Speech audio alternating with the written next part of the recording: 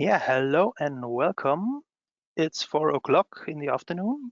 I welcome you to our third part of a series of students' online trainings. Let's show the topic of today. It's the series RFEM for students, and we have part 3, Introduction to FEM, Finite Element Method, or FEA, you might call it, Finite Element Analysis. I'm your host today and will be presenting this training. My name is Jürgen Teilmann. I've been working for Dlubal software for nearly 1.5 years now. I'm in customer support where I deal with questions from all kinds of customers. And I also give trainings, which is why I today give you this training for finite element analysis. By my side is my dear colleague, Paul Sivolgin. Paul, I can give you the time to introduce yourself, please. Hello, I'm Paul Sivolgin. I'm a working student at Dlubal Software, and I support the product development in the area of interfaces, so the model data transfer to other software like Tekla, Rhino, Grasshopper, Rabbit, and I'm here today to answer the question in the chat for you. Thank you. Yes, that's the point I also want to say. Today you can ask questions if there's anything you don't understand during the presentation. I will switch off my camera so you can have the full screen experience. And at first I want to show you this panel, the controls of our GoToWebinar software tool. I think we still see the first picture. Really? Yeah. Thank you for this. Now we it see the should be panel, better. yes.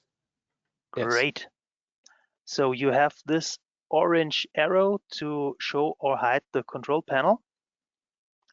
If I am too silent, you can adjust the audio settings. I just circle my mouse around this in case you don't hear me at all. Then you can click right here. Maybe the speakers are not correctly, so you can choose another one.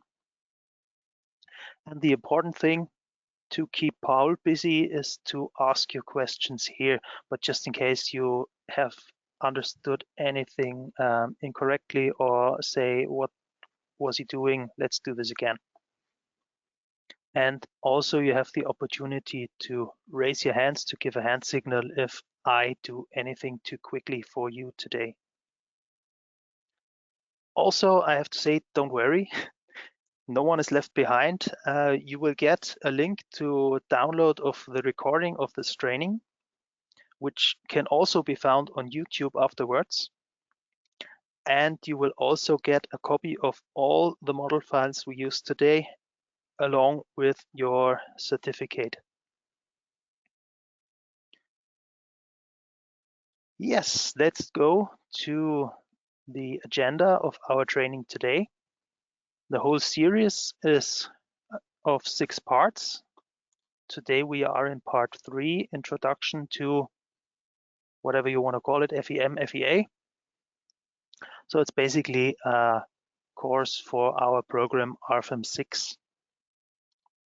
What are we going to do today? It's going to be a quite long day for us. I start with some basic principles of FEA, but don't worry, it's not too much theory. It's just to break down the walls a bit between the hard theory and your daily work as an engineer. It's kind of bridging the gap between what you learn in school and what you do as a structural engineer in your daily work. Secondary thing is an introductory example, a continuous slab, which you can also model along if you want to, if you have RFEM open right now.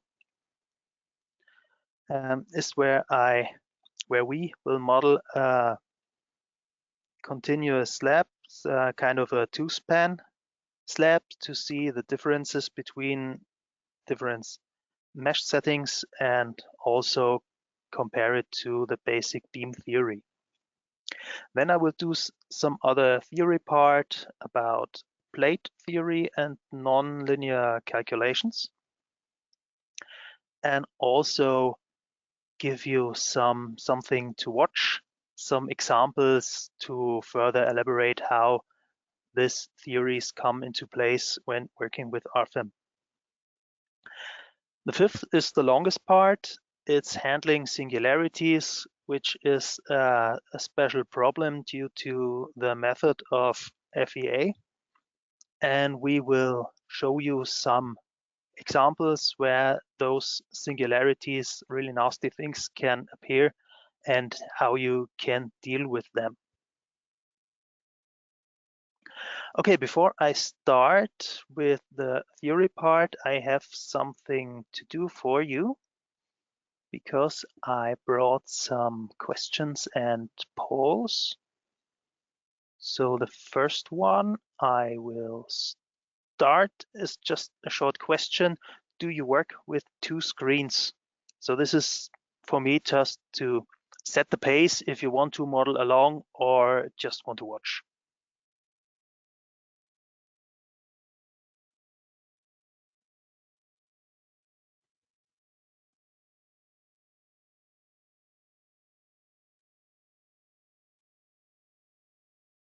Okay, I will close the poll in 3, 2, 1 and share the results. So the majority just wants to watch. So to you, I can say sit back, enjoy. For the other 40% who want to model along, don't worry. I will set the pace so you can model along. This shouldn't be a problem. Also, these are very easy examples, so you should be able to get along. I hide this poll and directly start with the next question, which is about your background. So have you already heard a lecture in FEA? Oh, which means did you have already heard a lecture in finite element analysis?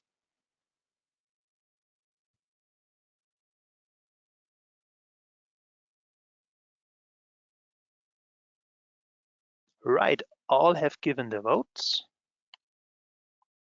This is great. The big majority knows what FEA is and what to do with it. And for the other 17%, don't worry. I give you a really short and brief overview about how FEA is used and utilized in RFEM.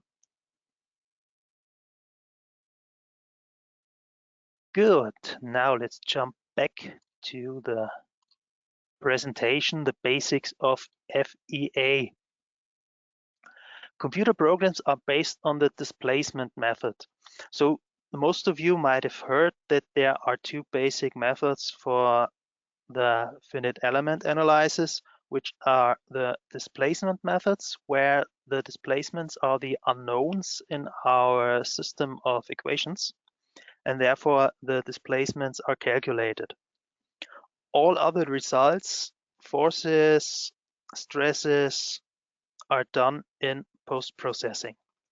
The opposite to that method is the so-called force method, where the unknowns are the forces and afterwards the displacements are determined in post-processing. But really most, if not all, computer programs utilize the displacement methods, just like RFEM does. Yeah, analytical solution for structures is hardly possible. What does this mean? You all learn in your studies a lot of methods to do analytical calculations, but if you get real structures, these are hard, really hard to be done, and you need pages of calculation. This is why the FEA method has been developed to decompose the real structure into a mesh of finite interconnected elements, which means you get a lot of small elements with a standardized stiffness parameters. Let's see where I'm in my script.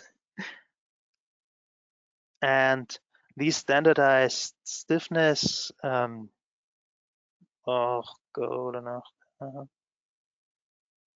is my, these standardized stiffness relations can be described in many small equations, which can be solved by the computer very easily, and you get thousands of these equations where the positive side of a computer comes into place, so you get very quick solution of easy equations. In this decomposed structure, you get all the properties of the elements continuum, as you call it, at the nodes. So you decompose your structure into the mesh, and at the mesh nodes, you calculate all your results. And every result in between the nodes is done via interpolation. Mechanical behavior is done by approximation sets, which you always do when calculating mechanical properties. It's always like every other thing in physics, we use approximations that are not perfect but good enough. A very important point in FEA is the discretization. So this is how you decompose your structure into your finite elements, how you set up the mesh that resembles your structure the best to get the most accurate results as possible. So how's the procedure of an FEA calculation? You start with a structure of any kind, you just model it, and then you just break it down to a mesh of certain elements. And for all these single elements, you get your stiffness relations. Then you transform those stiffness relations to the global coordinate system and assemble these to get the global stiffness matrix of your whole structure. And that is the big system of equations which the computer solves then. And the next step, you add, it's very important, you add your boundary conditions in form of supports or maybe external forces. So the computer can solve the system. And when the equation system is solved, you calculate what I said before, you calculate the internal forces as part of the post-processing.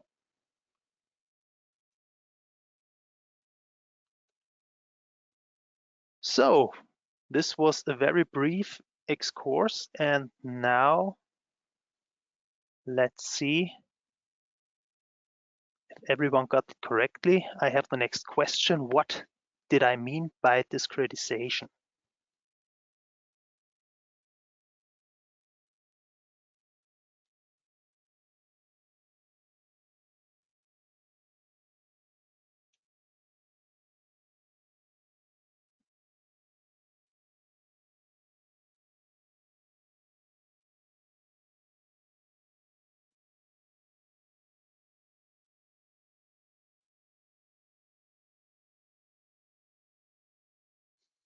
Okay, 2/3 have voted.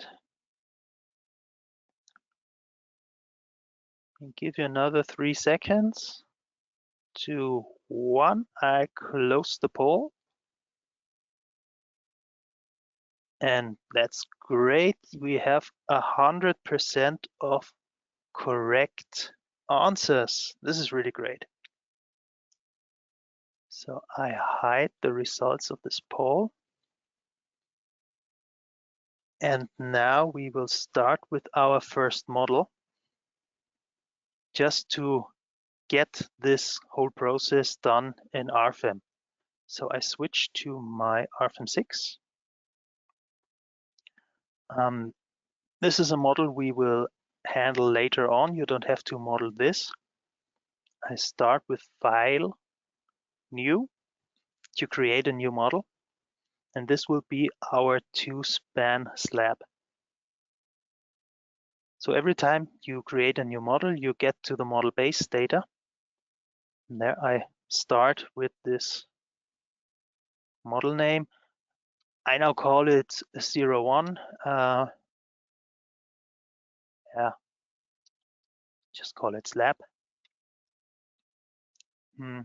You can create a project if you want to, but you don't necessarily have to. I have already created a project via this button here. I can just show you where you can create a project and give it a folder where you save all your project data. I cancel it and I go to this online training students FEM, which I created previously. And now I want to create a 2D plate model. This is the different types of model. I guess you heard before when you do some Erstab models, some member models, you can do it with 1D models. But what I want to do now is a 2D model with members and surfaces. And yeah, that's all. I want to enter here, say OK. And I start with a blank page.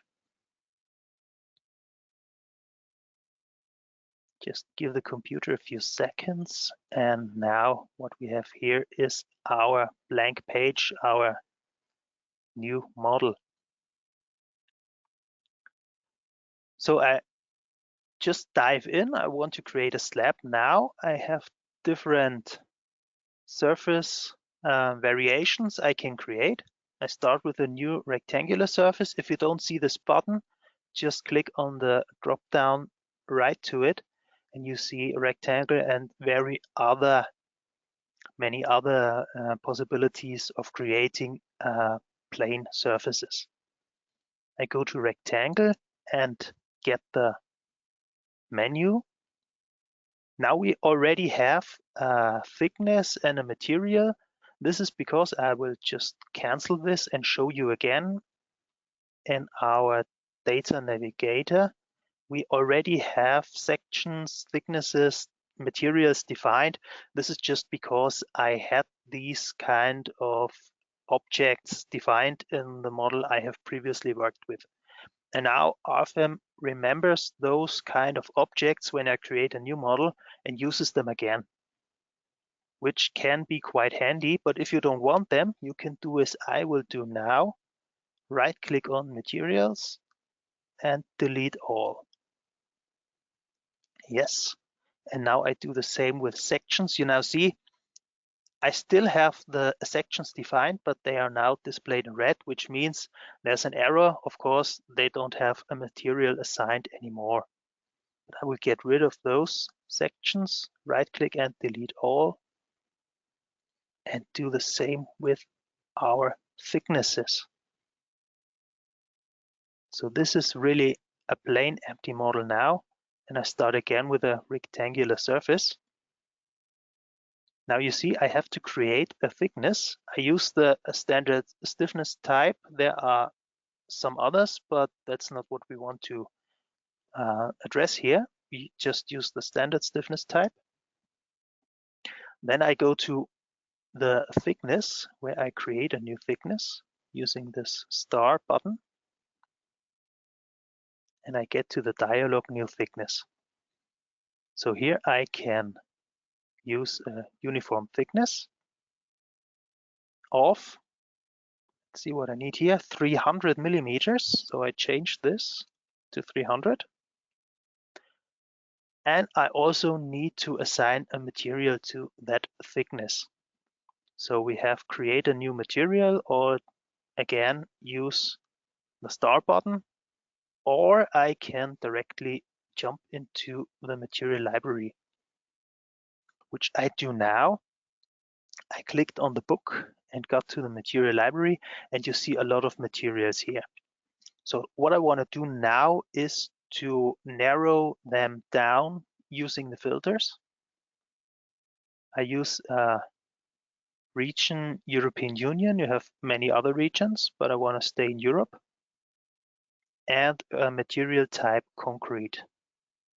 So this is now concrete C, C30, 37. And say OK. So now the thickness is defined, the material is defined. I say OK, and I'm still in my dialog for the surface. And I also click on OK, and now you see that I can set the corner nodes for my rectangular surface anywhere. But to do this a little bit better, to have it more in handy, I go to my view cube up to the top right corner, which I cannot use now in this mode.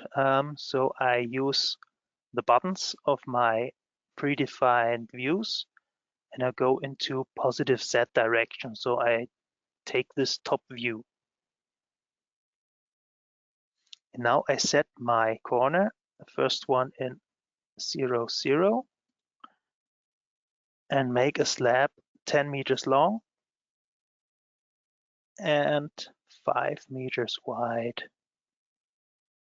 So 5, 6, 5, 10 in X direction, 5 in Y direction.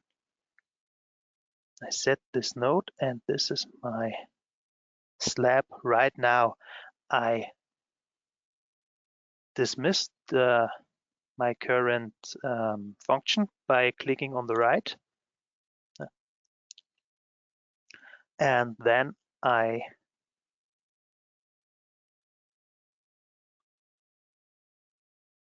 will do something to my material. Go back to the navigator on the left, the data navigator. Do a double click on the material, because I want to change something here. This is now the material from Eurocode 2. And I want to do some changes to that, because in my example here, I don't want to consider the Poisson's ratio. So I go to options on the left bottom side and hit this option, user-defined material. So now, since this is no longer a material according to the standard, but a user-defined material, I can edit all these values here, and I set the Poisson's ratio to 0.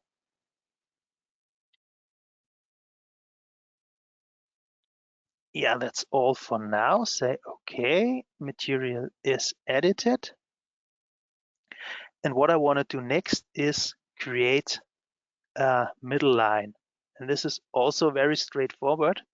I go to my different modeling options. There we have a new single line. Click on that.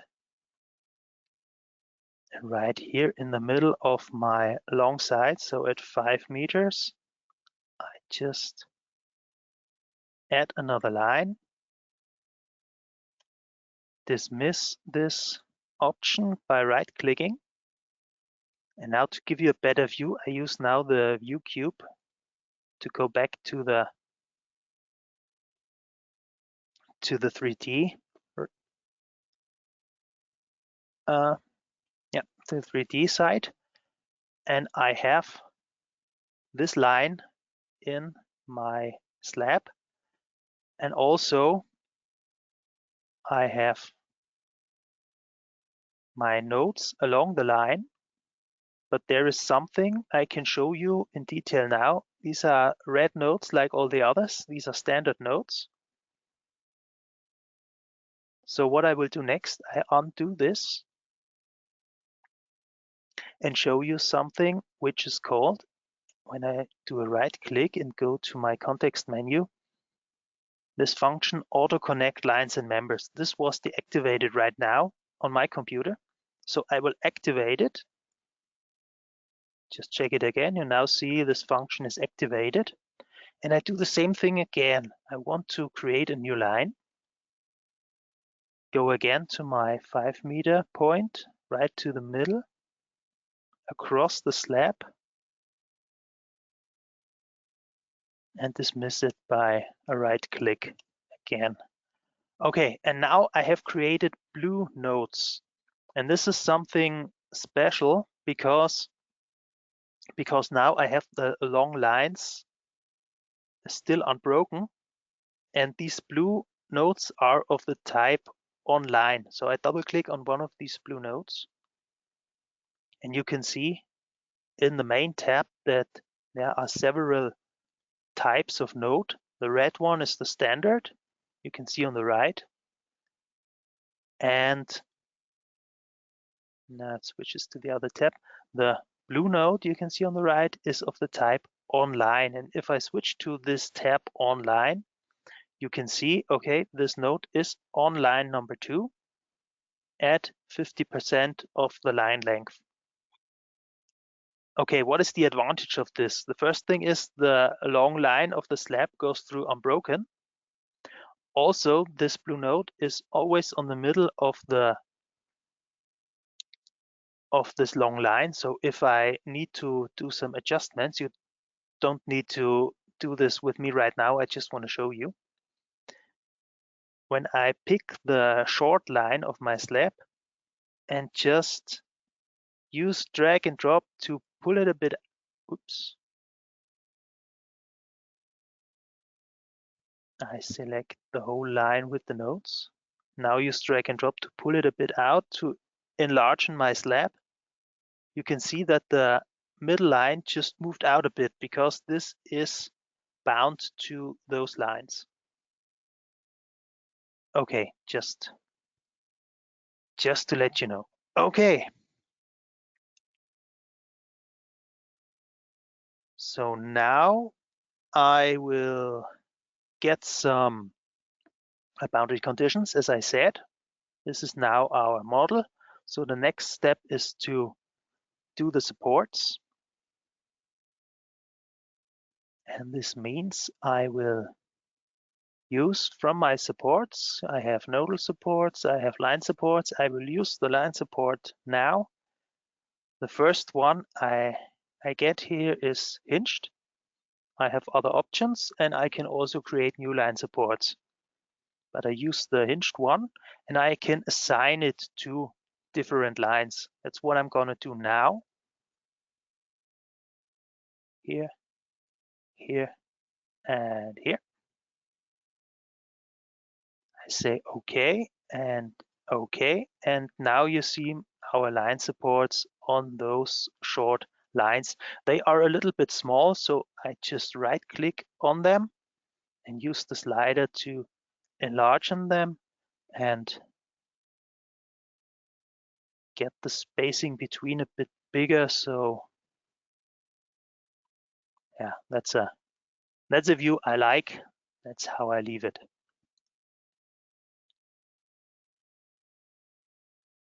Okay, so now we have the boundary conditions, and the next step is that we will enter the load. So we go a bit right in our icons, and we have the surface load.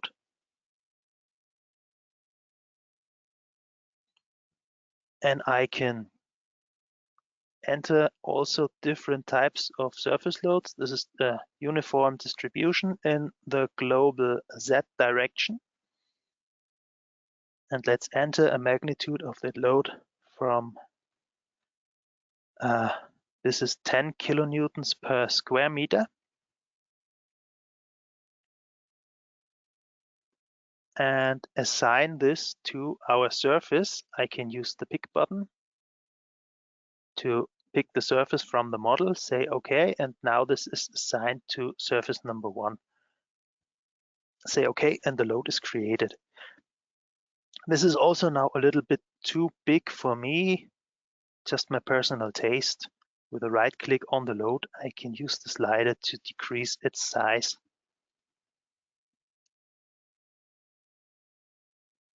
So this load is not just a load, this is part of a load case, which we want to calculate. And in RFEM 6, by standard, you get the load case 1 self-weight created with every new model. So I go to edit the load case. This is where I want to deactivate the self-weight. It's also something you have to consider if you create several load cases, that you don't combine any load cases which both have self-weight activated. In our case, it's pretty simple. We just deactivate the self-weight and give the load case a new name. Let's call it area load. And say, okay, and well, this could be now the slab we want to calculate. But what I want to do now is give you some comparison with different settings for the mesh, because we don't have a mesh right now. And then I will just throw a window over here to select the whole model. And then I use the function move and copy. Copy is unchecked, so I check it because I want to create a number of copies, in my case 3. So I adjust that number n to 3. I use the global x-axis for the displacement of my copies and just copy it in x direction 15 meters. So now we have millimeters in our dialog. So I'll show you how to adjust those units. You go to the bottom left, you have the question mark, which leads you to the online manual. And then this button leads you to units and decimal places. I click on it, and now you get a small red marker for every unit you have in this dialog from which you started the adjustment of units. So length is set to millimeters in my example. By default, when you install RFEM, this is set to meters, and that's exactly what I want to have here. So I set it to meters. 3 decimal places is okay. And now I can easily enter my 15 meters in X direction and don't have to worry about any calculating of other units. When I say okay, I have my 3 copies of the surface, and that's good. I hide my loads by using the button with the load arrow and the eye. So we can now go to the meshing of our 4 surfaces. At first, I go to the Calculate menu and enter the mesh settings, where you can get a target length of your global mesh settings. So this is the standard you get with RFEM, so to make a mesh size of 0.5 meter. But this is something you have to think about when you do a model. How big do the FE meshes need to be? I just neglect that, because what I do now is I go to cancel, I will set an individual mesh setting for each and every surface. So how do I do that? It's a setting for a surface, so that's something you can keep in mind for the logic of RFEM 6. I go to the types for surfaces, and there I can see my surface mesh refinements. So I do a right click and say new surface mesh refinement. And then I can set my target length for the chosen surfaces. Okay, in the first one, I want to have a really coarse mesh, 2 meters long for each element. I go to Apply on the left side, we have this list. On the left bottom, I can add a new mesh refinement. I do this all in the same dialog. So now I set a mesh with a length of 1 meter. Go to apply, new one. This now can be done really quickly. 0.5 meter, apply, new one, and this one really fine, 10 centimeters, apply.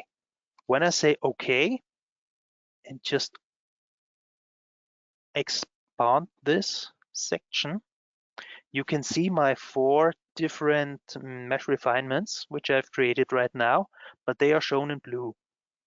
Blue means they are created but not used anywhere in the model. So I can now assign those mesh refinements to my different surfaces. So I make a double click on my first mesh refinement. It's the same dialog again. And now I can assign it using the button on the top right. So I say select the surface. For the first one, I choose the first surface on the left. And then I just go through the whole list. Refinement number 2 is for surface number 2. Refinement number 3 for surface number 3. And you can already see that for every mesh refinement, there's the surface number I have assigned it to. When I go to apply, you can see in the navigator that these mesh refinements with assigned surfaces now have turned black. So I now just assign my 4th mesh refinement to the 4th surface here and click on OK to leave the dialog. Okay, just to show you how these meshes look right now, I go again to calculate and use this generate mesh option here. And now this grid I have is in the way. I go to the really bottom line to hide the grid. And now we can compare the meshes. On the left one, you see these are highly irregular because the computer can't set a really regular 2-meter mesh into the surface. So you have a few triangles here, really weird shaped not rectangles, yeah, quadrangles, as you say, you might call them. And you see from the second mesh refinement that this looks pretty good. It's a regular mesh, and the other ones as well, but get finer and finer. Good, now I need my grid back. I activate it, and you can also go to the settings for the grid. There's a button for that. You have these dots for the grid and a hand, which means edit. And in this dialog of your work plane and grid, you can choose several options, and I go to dynamically according I adjust the grid according to the size of the model. And I say, okay, you can now see what I mean, that the grid is only set around those existing parts of my model. Okay, so now we have, for slabs, we have them all loaded. If by any chance, when you copied those slabs to the right, you didn't take the load with, let's say now the 4th surface doesn't have a load, you can also use the drag and drop function. Just pick a load with your mouse till it turns pink. Then you can pick it with the left mouse button and drag and drop it to the next surface. You hit the control key on your keyboard just to copy it, and then this would also be repaired. So to give a good comparison of these four surfaces with our beam calculation theory is I want to create a beam for this situation right now, and that's what I do straightforward. I go to the button New Single Member, and this is really this is something I guess you have heard before. I make a beam, I choose a cross section. So since I've deleted all sections in the beginning of my model, I now create a new one.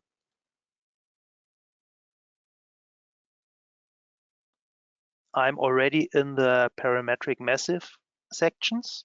I choose the rectangular one and I go to the tab parametric massive, and there I can edit my dimensions.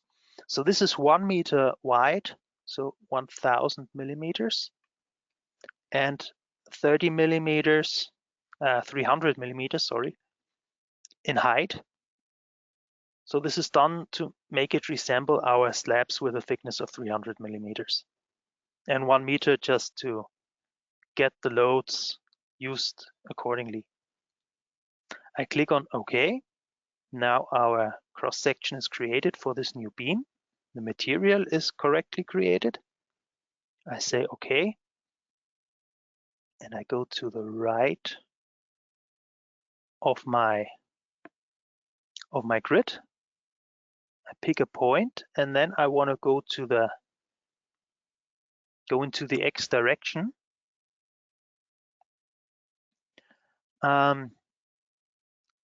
Now I don't have a grid point for this. This is not so good, but I can, for example,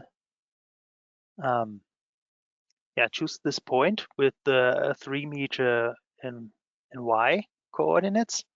And if you see on the left in the window, there's a small part where I can edit the length of this member. And this is also the 10 meters. I can edit this via my keyboard and hit the enter key. Do you want to delete the mesh? Yes, of course. I want to create something new in the model. I dismiss this option with my right mouse key, and this is now 10 meters long. So if this was too fast now for you and your beam doesn't look like this, no problem. You can double click on the nodes and just enter those coordinates I have here. So X 58 meters and Y 3 meters. Okay, I also go to the right node. You just adjust this to 68 meters and 3 meters. Okay, and then your beam will look exactly like mine does here. Okay, to get those supports like I have on the slabs, I need to divide this beam. So I right click on it, say members, divide member by n intermediate nodes. So I want to divide it by one node. And I also want to use this node of the type online, in this case on member. So I go to the options on the bottom and hit create on member nodes. So this is really dividing a member without dividing it, if you want to call it that way. I say OK, and I got my blue node created again in the middle of this beam. Okay, next I want to assign my nodal supports. Go to the section of the supports again. On the left we have assign nodal supports. And I use the hinged one, assign it to, I can do this via window, to the middle and right node of my beam. I say OK, and now I just click on apply to stay within the dialog. Because for the left node of my beam, I need another support. and create a new one where I, in addition to my Z reaction, hold the rotation around the x-axis. Say OK and choose the left node. Now I can leave this dialog using OK.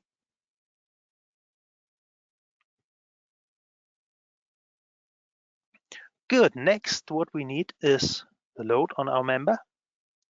There are different load types here which are easy to mix up.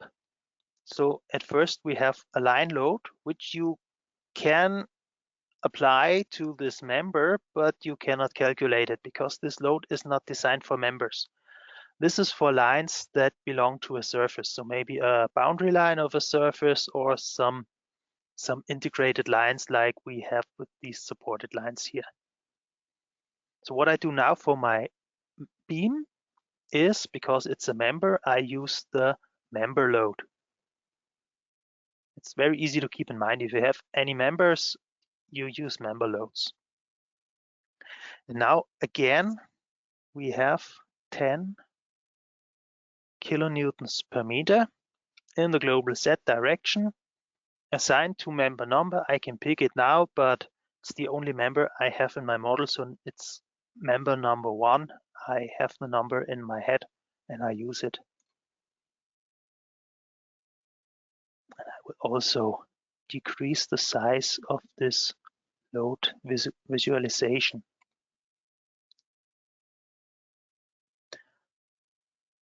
Good, so I double click on my middle mouse button. So we have the whole model inserted in our view screen.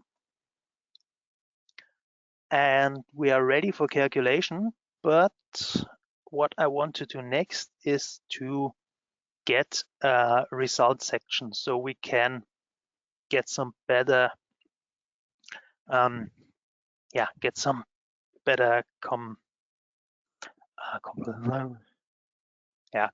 compare.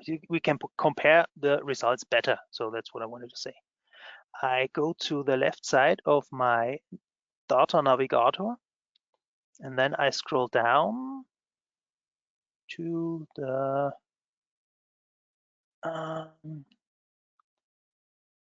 is it in the results? Should be in the results. Guide objects. I can find those result sections.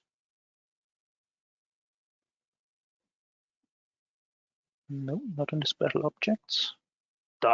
Result special objects. Okay, result sections are in the special objects. I must have missed it before. So I right click on it and create a new result section. So this is now, you can define any points in your model and you get a projection along maybe a local direction or a global direction. And within that projection, you cut through every surface you will find in direction of the projection, or you can pick distinguished surfaces to analyze. So I leave this to all and I set my points for the cut using this button here, pick 2 times. And I zoom in. Also, again, I hide my loads to better pick the middle point. So we have our object snaps where by standard the middle point of lines is activated. So I go to the middle of our short line on the very left, click once, then I zoom out again and zoom into the surface on the very right and click on the middle node of the short line of the very right surface. So these are now the point coordinates for our result section. I show the section direction. You can, as I said, make a projection local or global coordinates, which is now in our case the same because we have this 2D model and the local set coordinates of the surface are in the same direction as our global. And here we have, no, this is the show, I'm sorry, this is showing the section. And on the bottom right, you have the projection direction. You can use different global directions or a vector. Okay, so now this is our result section. And as I mentioned, those local axis systems for the surface, I can come to that point now. When I right click on a surface, I can switch on or off the local axis system. So you have the local set direction pointing in the same direction as of our global set direction. Now for this model, for this lab, doesn't necessarily mean that it's like this every time, but it's the case in our model. Okay, I hide this again.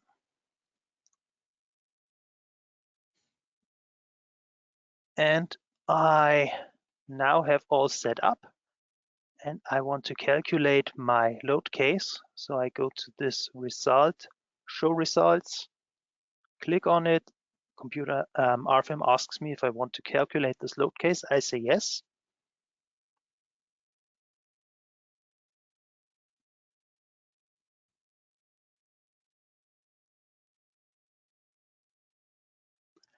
And we have, by standard, the first results we get are the global deformations. And that's something I would advise you to do every time you create a new model, to just calculate the self-weight or a simple load case where you can see if the global deformations are plausible. And this looks very plausible to me right now. I will deactivate the grid so you can see the results better. And now I get to the internal forces. I start with the member on the right. And there's a very big difference for those internal forces when you show them for members compared with the internal forces of surfaces. So I deactivate the results for my result sections. And now I just show you the internal forces of my member. So now I have my activated. It's the moment around the local y-axis of our beam. I can also right-click on the beam to local axis systems of members, toggle it on. And then you get the local axis system of the beam, which is by coincidence now again identical to our global axis system, but don't necessarily have to be. So this is now a moment bending around the local y-axis of this beam. And on the other hand, when I go to the surfaces, internal forces, I have to watch mx in this case, because on the surfaces we have the moments along this local x-axis, not around it, but along it. So it's the same with the vertical forces. You have Vx and Vy. So Vx is basically the same as when you go to the Vz of the members. Okay, so now just to clarify this, to get a good comparing of those, I switch the member results to my and the surface results to mx. And also I will again activate the results for my result sections. Okay, to better compare those values in numbers, I go to the bottom of my result navigator, where I can go to the result sections. And by standard, this is set to global extremes. So I have the global minimum and the global maximum of the whole model. But I want to compare each and every surface, so I go to the local extremes just to compare our field moments and our hogging moments for these result sections. Yeah, what we see right now on the very left, oops, it's here with this very coarse mesh. This is not a moment we would expect. This is very edgy, very coarse, and also the numbers are not what we would expect here. So we go to the right and we see the finer the mesh gets, the closer we get to the results of our beam. And there is also, this is also a very crucial point for you as upcoming engineers to get to grips with, that you don't necessarily have to make the mesh as fine as possible, because when you make such fine meshes, you take a lot of computing power.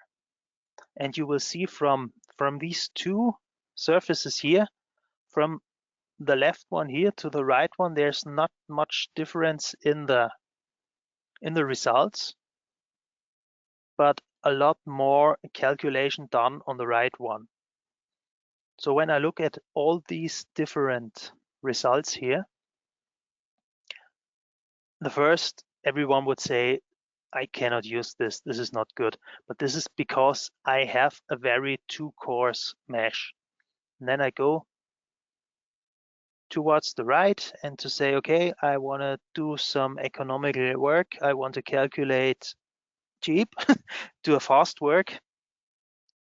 My personal pick would be, from the variants we have here, would be the second to the right to use.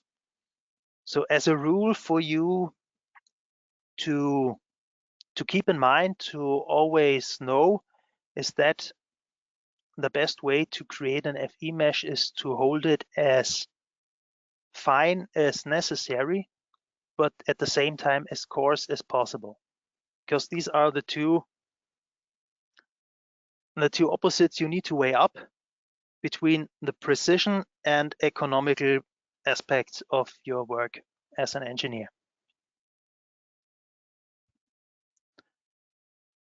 I just hide the results and also give you a little bit of a rule which you can hang on to,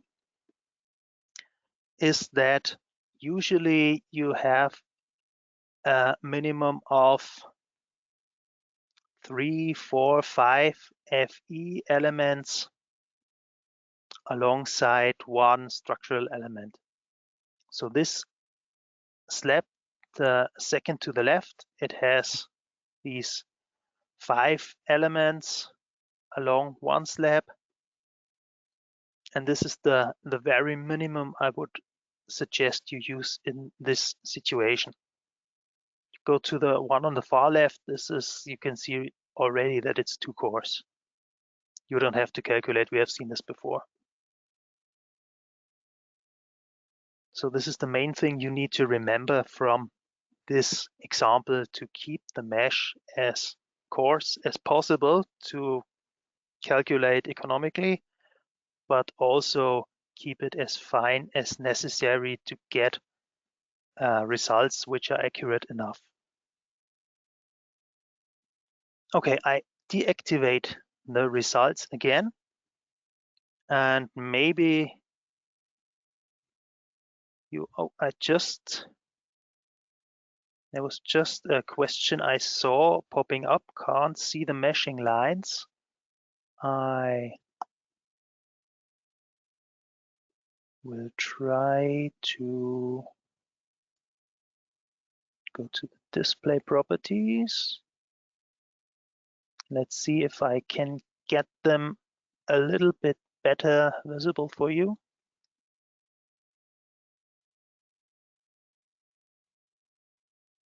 So for me, they are good visible. Okay. Okay, good. But since I'm here anyway, this is something I maybe also make a little bit darker. Yeah, I will just adjust them a bit, because that's also something I do with the grid points in the basic trainings. Sometimes I go to, which is also something really good for you to know. We have the same logic from sorting our display properties as we have in our data navigator and in our tables. So we have our basic objects, we have our special objects, we have different types. And if you run down, you have the mesh on surfaces. Go to FE elements. And now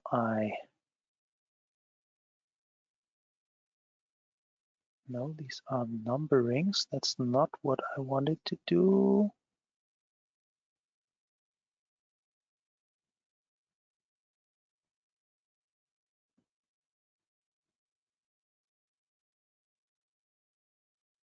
This is not where I want it to be. Axis here. Here it is. The axis, and no, that's also not the one I wanted. Paul, what about you? Take a look where this can be adjusted and just give me a hint afterwards, and we will do this. Yeah, Just we'll look. to not get stuck here. But I will show you. Good. Now, maybe some of you already have taken a closer look at the results of our member on the right, because I also did a hand calculation of this exact member, where I got a hugging moment of minus 31.25 kilonewton meters, not the 0.18. Which you can see, okay, you can say it's a numerical error. It's not that much, but in our case, it has a different reason, because I will show you. Up on top, we have our static analysis settings. I click on it, and there, no, sorry, that's the wrong one. It's in the cross section. Statically analyze is something I will show you later. I go to the section, make a double click on it, and we have the option deactivates shear stiffness. I click on that option, I say OK, and calculate our load case once again.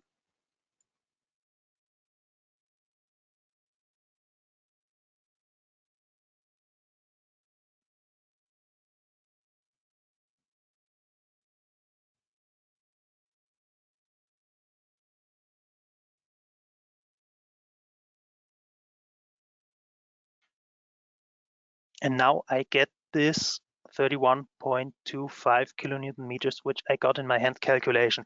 So what is the reason for this? Is that all hand calculations are built on the so-called Bernoulli beam, which is a beam theory that doesn't consider the shear stiffness of a member. And what I now have done by deactivating the shear stiffness is turning this into a Bernoulli beam. I have a small part on this in our next theory portion, but this is just a cliffhanger to keep you up, to keep you awake for the next theory portion.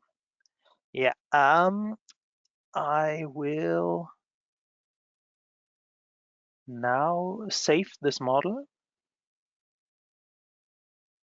and let's take from this model that what I have said several times now is that you use your FE mesh always as coarse as possible, but at the same time as fine as necessary to get accurate results. Okay, before we jump to the next part, I will ask Paul if there are any open questions, something I should address on the screen. No, everything is clear. That is good. And so now that brings me to my next question to you. I start the question. So the FE mesh size should be, please finish this sentence correctly for me. Should be really easy now for you guys.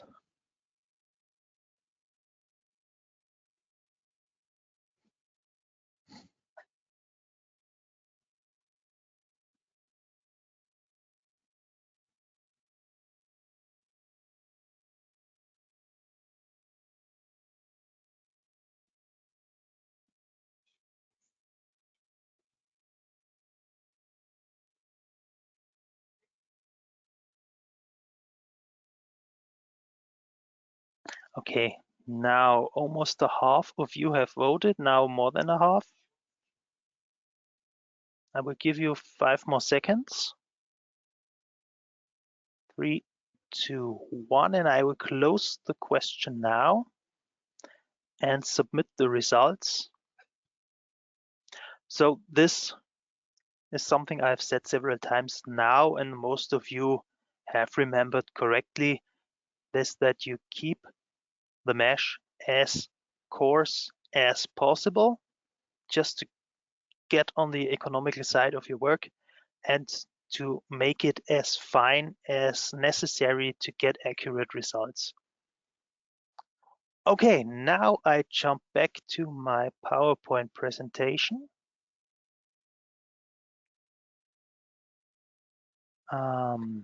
These are again the topics I covered with our example we modeled now together.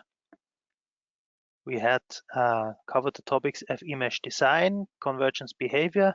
We compared surface elements and a beam element with different mesh sizes. Also, in the result interpretation, we looked at distribution of internal forces. We looked at the shear stiffness, especially of the beam, and result smoothing. This is something we will do in depth in a later example. So the next part is plate theory, which I'm going to start with an analogy to beam elements. I already mentioned the Bernoulli beam, and the other big player is the Timoshenko beam. So what are the difference between those two? The Bernoulli beam does not consider the shear deformations of the beam. So this is what we all consider when we do hand calculation due to some table books. And the Timoshenko beam also considers the shear stiffness, which means with every shear load on the beam, you get additional deformations which are neglected in the Bernoulli beam.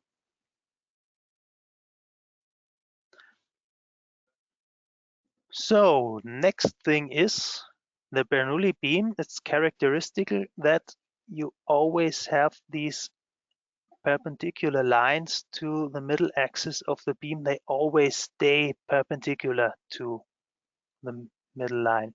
Where at the Timoshenko beam, you get this additional shear angle, which also gives you the additional deformation you have with this beam theory.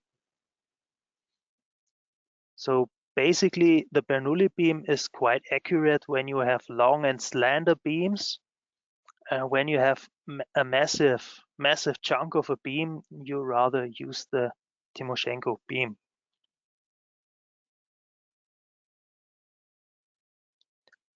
Okay, so much for the analogy. What does this mean for our plate theory, for our surfaces? You already have heard, I guess, of the Kirchhoff theory, and there's also the Reisner-Mindlin theory, which are the big players for plates and the analogies to our Bernoulli and Timoshenko beams. So this means the Kirchhoff theory is geometrically linear with small deformations. We have a linear elastic material law according to Hooke, and we have the cross-sections remain flat, not warping. We have a constant thickness, and the main thing, this is why this is bold here, no consideration of shear deformations. On the other hand, we have same thing goes for Reisner-Mindlin, except we do consider shear deformations here, and also we consider transverse and lateral strains. So what does this mean? I give you another example for transverse lateral strain, which is one thing we all know. When you have a rod and you pull on it, you don't only get your longitudinal strains on this, you also get a lateral contraction in the linear elastic part of the material defined by the Poisson ratio.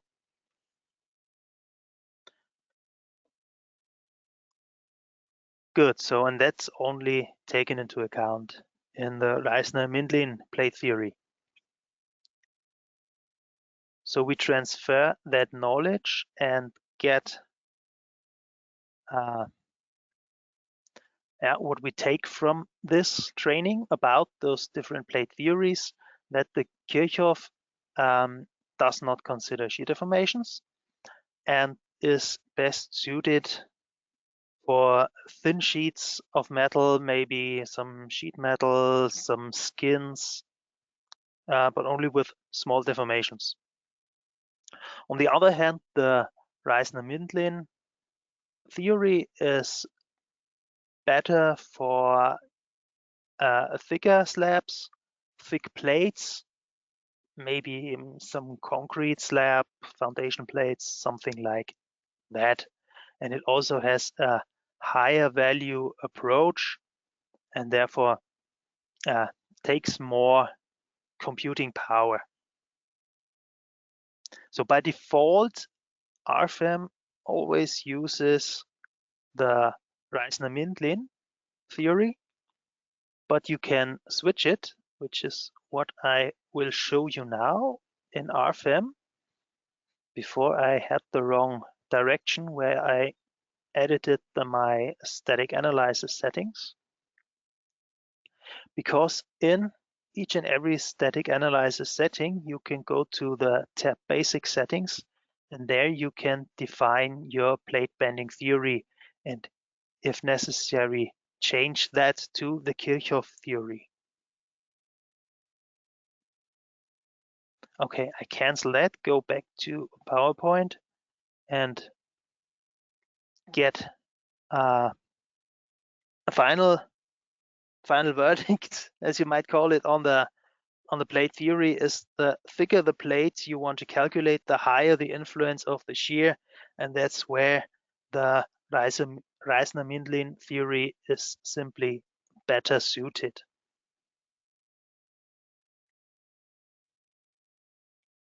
Good, now another theory part on nonlinear calculation.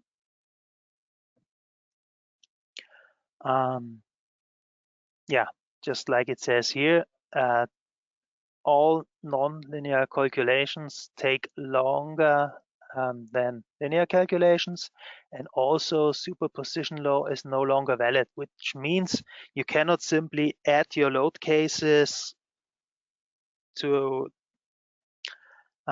get a superposition of them when you have any non-linearities in your system. Yeah, typical application areas of nonlinearities are nonlinear calculation, like second order theory analysis, you might know it better as the pi delta analysis, which is the theory for small deformations. On the other hand, if you have large deformations like in membranes or cables, you would need the third order theory. We also might need to cover nonlinear material behavior. So when we leave the linear elastic part of any material and get to the plastification, then we need a nonlinear material law, nonlinear material behavior. Also, you can have nonlinear structural elements like like members which fail under compression, or any hinges which might fail, or supports which only support in one direction, not the other.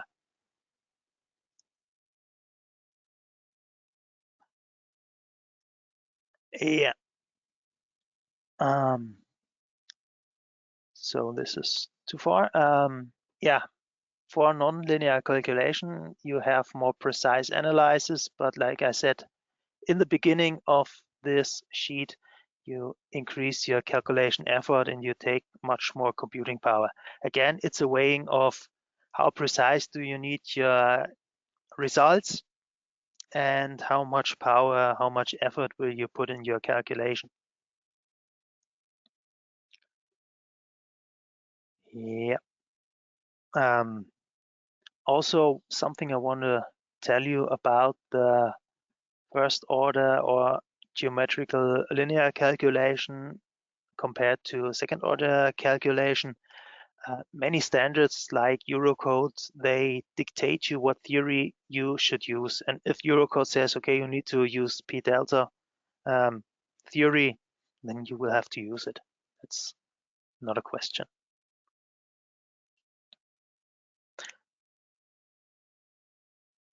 Okay, so now I will ask Paul, is there anything unclear? Did I do anything too fast? Any open questions? No. We just still have the question with the mesh lines, but I will answer to him. Maybe he don't have the right visibility for the model, so it's too dark in his model. But I will send him the answer. Okay, so this is answered now. Okay, that's good. Okay, so what I will do now, thank you, Paul. What I will do now is I will show you a few models. They are just for you to watch and enjoy. You don't have to model along because these are predefined models and you will not have the time to model along with me because I just show you some results and details on them. So the first one is a frame with tension members. This is just a bit of a two-dimensional beam. And what I will show you now, I use the view cube to go to set the view against the global X direction. And I just boldly delete my bracings and want to calculate this wind load case here. So I go to calculate, and I guess you know what's coming now. We will get a calculation error. So it says some errors and warnings occurred. So in this part, I want to show you how to deal with these kind of situations. I say okay, and I get the error message, the stiffness matrix is singular. Structure is unstable. So what is happening here? We have the columns, which are of the member type beam. We have our horizontal beams, which are not really beams, they are trusses, member type truss, which you know by now have internal member hinges on both ends. So this is all hinged on top. And if the wind blows from left to right, the structure just collapses. Okay, so that's the problem what we had here. And we have now different possibilities to create bracing for that. So we can now just add a wind bracing. I just go to new single member, make it a beam using a cross section. I have my rod of 20 millimeters. That should be enough for this model. And when I say OK,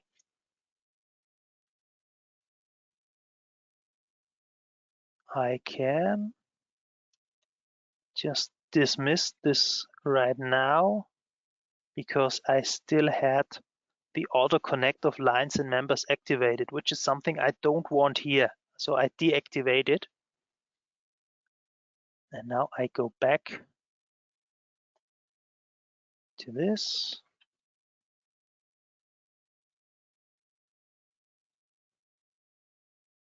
Yes, I delete the mesh.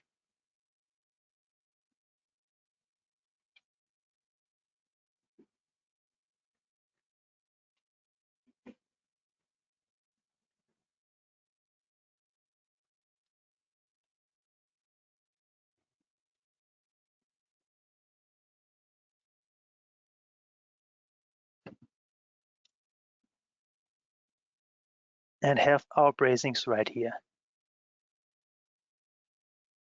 So these are just diagonal members and not connected to each other. I will calculate the load case again now.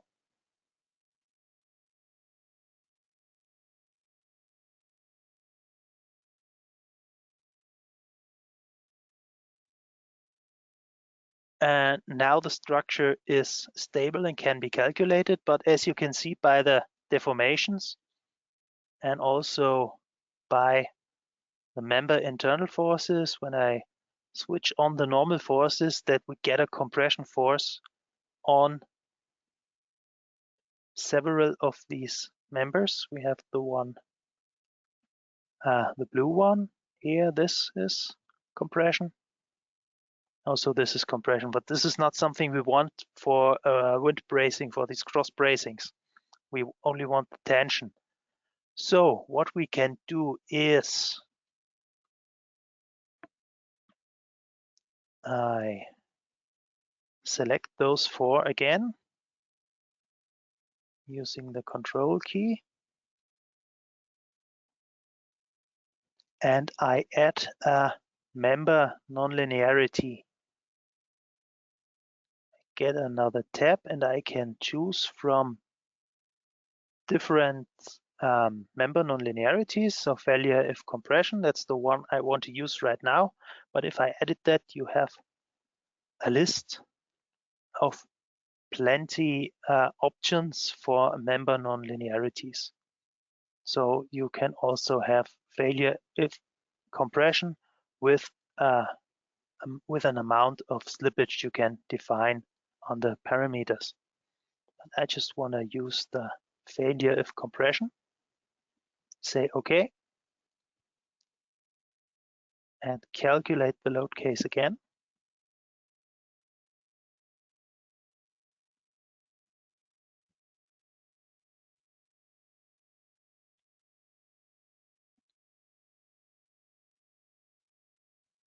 And now I only have the tension in these members, but when I go to the deformations, there's still a bit of a bending moment.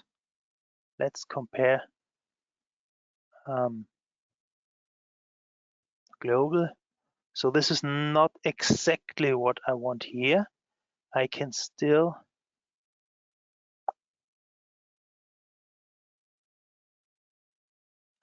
do it better. When I edit them again, I don't use the member type beam. I can use a truss only N. So this member only. You can also see it in the bitmap on the right. This can only transfer normal forces, and using this member type with the non-linearity failure if compression, we get a member which can only transfer tension force. So I say okay and yes, calculate again.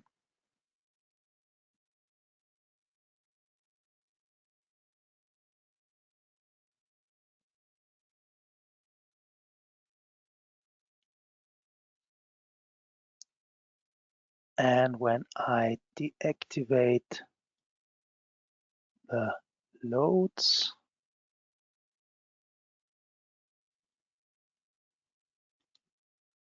then you can see this looks much more. I adjust the deformations to make them a little bit bigger. You can see that this looks more what I would expect of. And you can also see that this member here, this truss member, this is gray. The other ones are blue for the material, and this one is grayed out because this is a member that fails. So it doesn't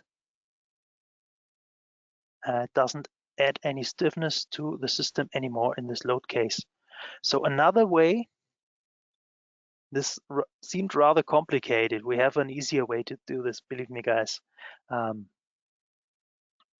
Just do this again. To make it not so elaborate, I select those 4 beams again. I switch off the nonlinearities because we also have a member type tension, which is basically the same. You have on the bitmap, you see, okay, only normal forces of a positive magnitude can be transferred with this type of member.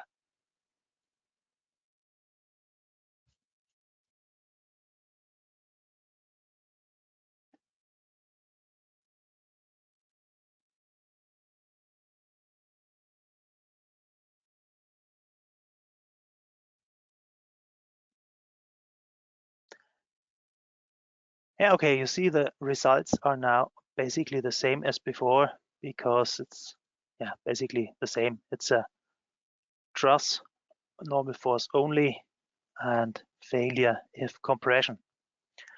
Good.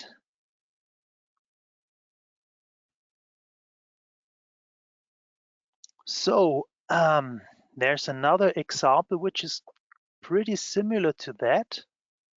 I will show you now, which is pretty fast to show you.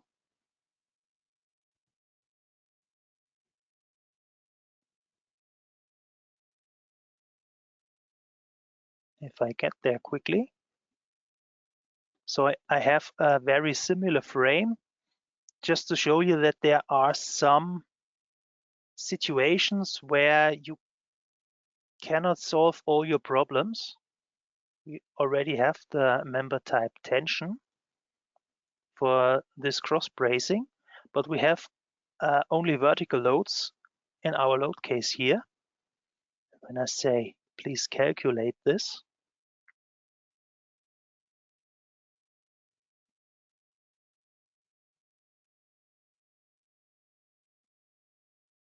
and you get the same errors as before. You see stiffness matrix is singular, the structure is unstable. So what's happening here is we get the vertical forces to both sides of our frame, and basically both of our tension members are under compression. So both fail, and so the frame gets unstable again. So there is a solution for that. Again, I go to the statically analyzer settings. And this is now something the second order theory is pretty prone to. So in second order theory, you get this tab reactivation, where you have the exceptional handling of special types of member.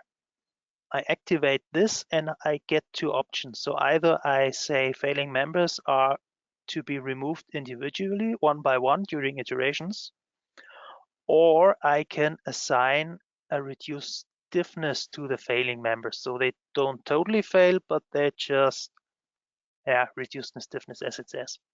I pick the first option to remove them one by one, say OK again, and calculate this load case once again. So this is something that can come in handy when you have a stability problem in your system with nonlinear. The nonlinearity is a difficult word. So I showed you this because it's pretty easy for me to see the problem here, because I've seen this many times. When I go back and deactivate this exceptional handling, and I calculate this again, the structure would fail again. So what we can do now is edit this load case and change it to a geometrical linear analysis. I go to calculate.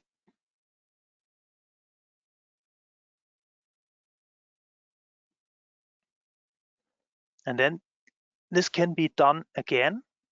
So now we have our global deformations done by a first order theory calculations. And you see that the bracings have failed both. So this is only stable due to linear elastic calculations. So the instability comes from the nonlinearity in the calculation. That's why we had to do this exceptional handling for the special types of members.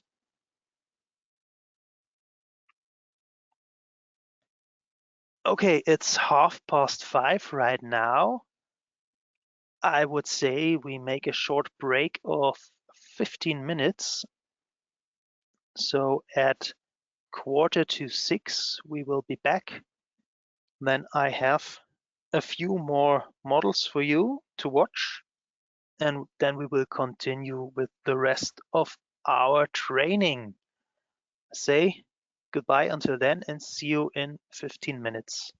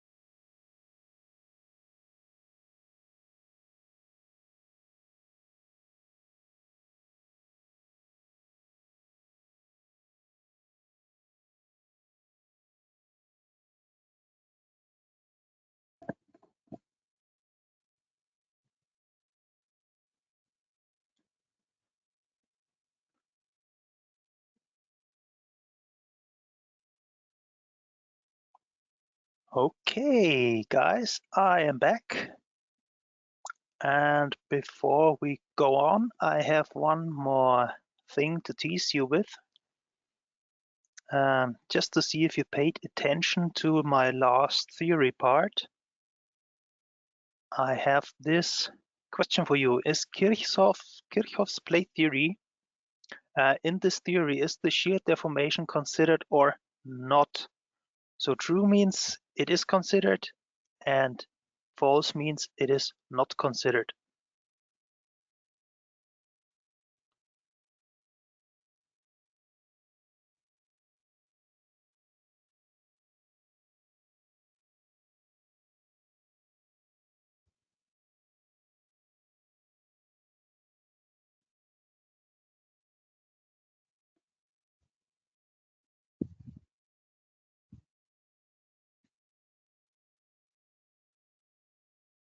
Oh my gosh, I have misread it. So it is not considered. So the statement is Kirchhoff's plate theory does not consider the shear deformation. So I think I can just skip this one. I ruined this for you. I'm sorry. I just ruined it. Just skip it. Yeah, I'm sorry for that. The question was simply that you need to know that in Kirchhoff's theory, the shear stiffness is not considered, and in the Reiser-Mindlin theory, shear stiffness is considered. Okay, okie dokes. I go back. Now, singularities is the big topic for the end of our today's training. But before we get to that, I have a few other short models I would like to show you. So the first one will be our nonlinear supports, which doesn't look like much. We have two very similar looking member models. On the left one, we have the top node with this nodal support.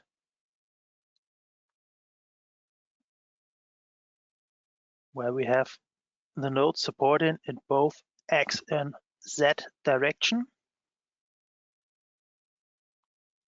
And on the right-hand side, we have this blue nodal support.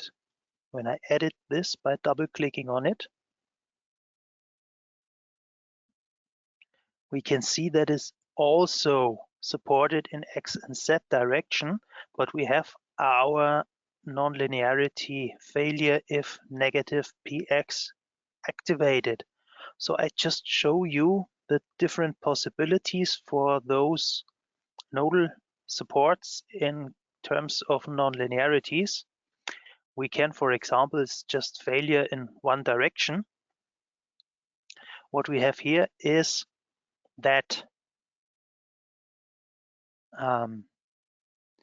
when I get a force on this support in positive x direction, so in this case we have the global axis system shown, it's visible down here.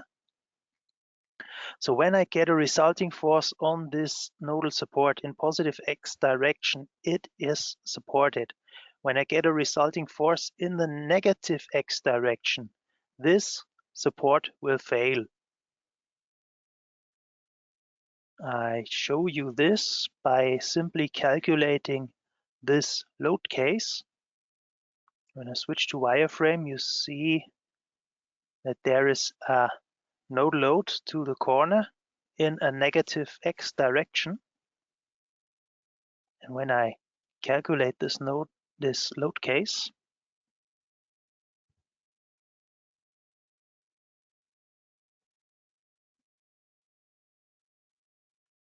you now see that the linear nodal support holds the structure in place, and the nonlinear support, it fails in this direction. I go back to editing this nonlinear nodal support. So you can do all kinds of different nonlinearities. You can also make this not a stiff support, but add maybe some kind of spring stiffness to it. That's also something you can do. You have the spring visualized in the picture on the right. And you can also make it, for example, a friction support, which is something I will show you in the next model.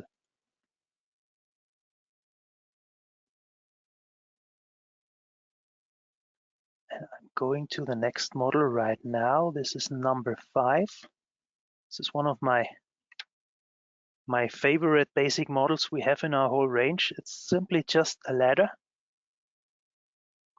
which is held in this is by the way, I guess a 3D model.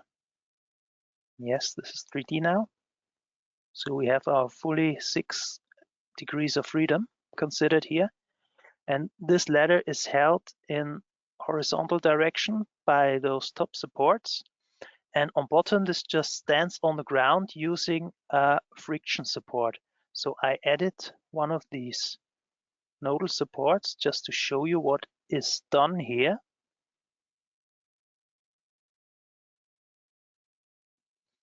We have the nonlinearity friction PZ activated, and then we get in X and Y direction our parameters for the friction. And as you all know, Coulomb's the friction according to Coulomb is set by a friction coefficient. We have 0.2 edited for this. So the vertical load on this node times 0.2 gives you the maximum horizontal force that can be taken here into this support. So that's a maximum for this. So that's a maximum value for the support. And if you get over this, if you exceed this limit, the support will fail. And this is also defined for the global Y direction. Also, what we have on the different steps of our ladder is a man load. So we have a person weighs a bit less than me, so around 100 kilograms. And we have different load cases defined. So I can switch through the load cases, and every load case, the man climbs one step up. You can also right-click on the load cases and start an animation. That's something you might think is handy. Can be pretty easy to check if you have done all of these load cases correctly, just to get a quick overview. So the man climbs right to the top of that ladder. And I will. Okay, so animation has stopped. And now we want to see if he can get to the top without crashing. So I say calculate. To calculate, I have my 16 load cases, throw them to the right to say, okay, calculate all 16. And I say, okay.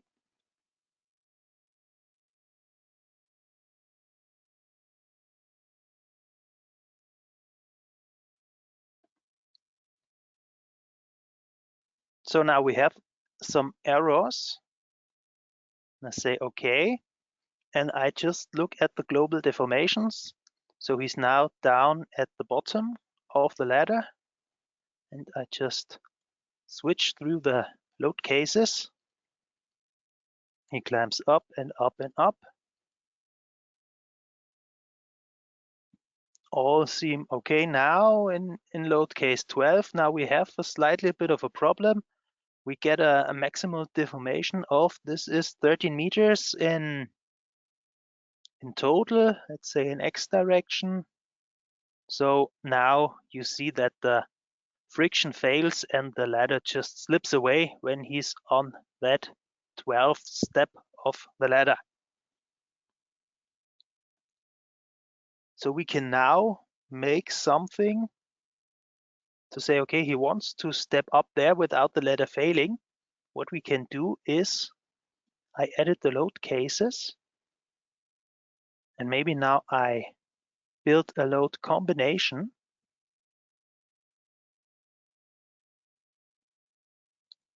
Also make this the same as the load case. And I assign the load case number 12, and let's say a second man of the same weight steps on the bottom step. Now I need a design situation, just a quick.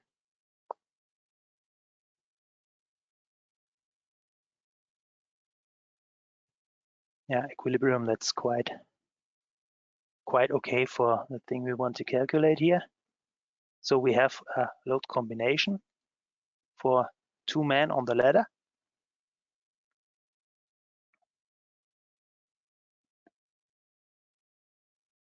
And now you see the second man on the bottom gives us enough force, enough friction force to stabilize the ladder so the other man can climb up. Okie dokes, now we get to our next example, and that's a tension specimen. So what we had now were calculation nonlinearities by using a different calculation theory.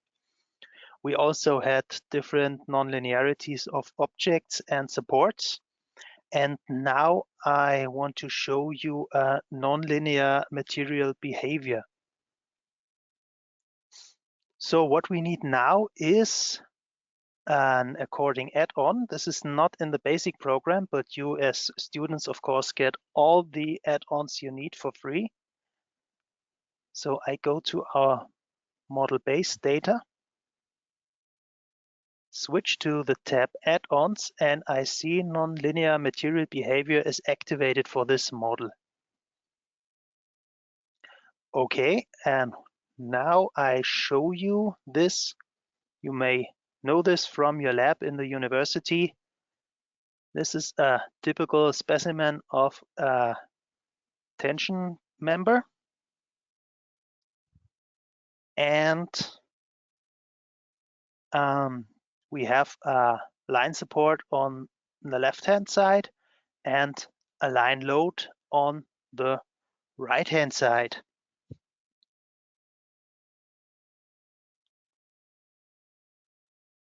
And what we will do now is we just analyze this load case. And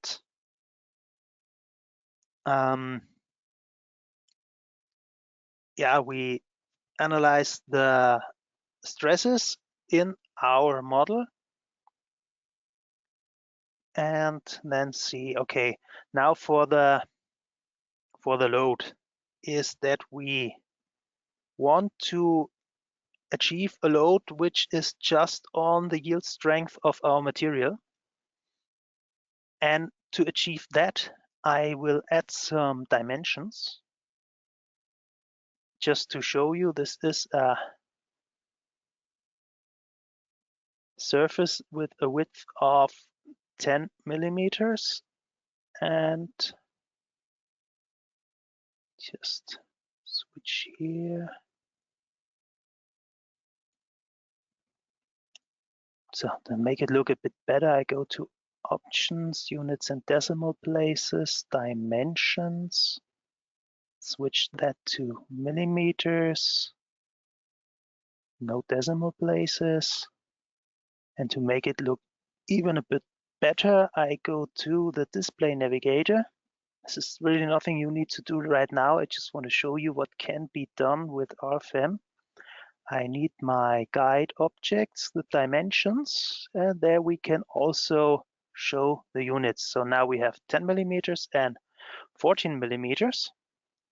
We also need the thickness of our surface, which I can get by double-clicking on the surface, and this is 3 millimeters. So, okay, cancel. I have a steel S235, which means we have a yield strength of 235 Newton per square millimeter. Now to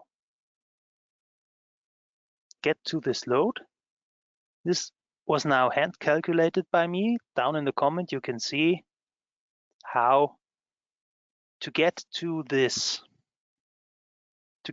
load, to get to the exactly the yield strength of the material. But if you really want to geek out on this is something I'm really excited about because I really like this.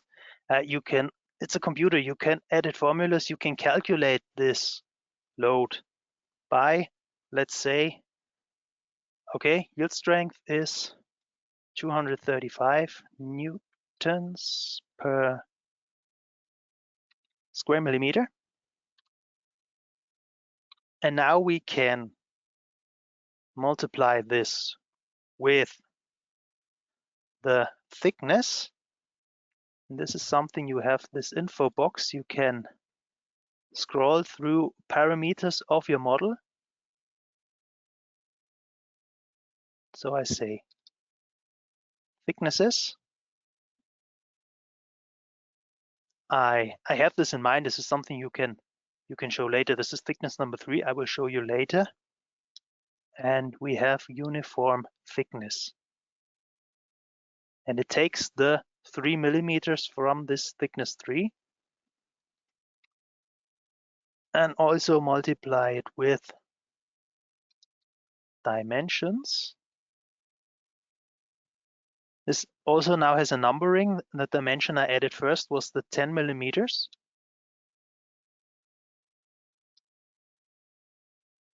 Measured length. And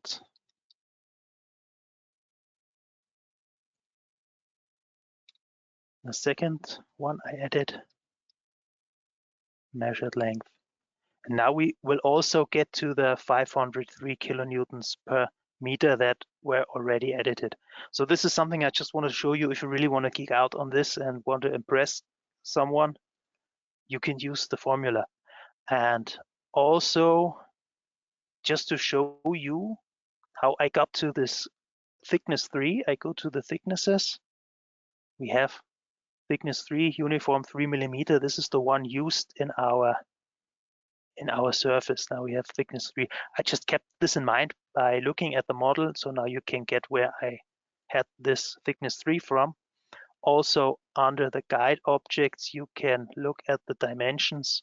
So dimension 1 is our 10 millimeter width at this point where I use it for the surface, the square surface, and second for the length of our line load. Okay, just a short excursus on this. So I have added the load. We are at the yield strength of the material, and I just calculate this load case.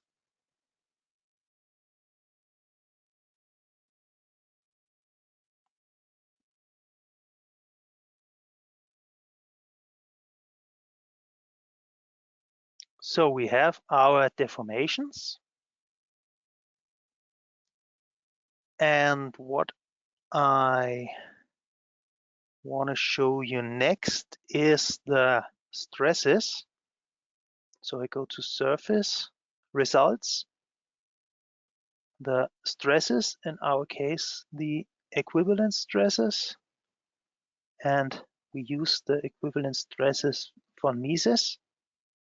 And you will now see what's happening here is that we have a maximum stress of 268 newtons per square millimeter. And you might think that's not right. We have a yield strength of 235.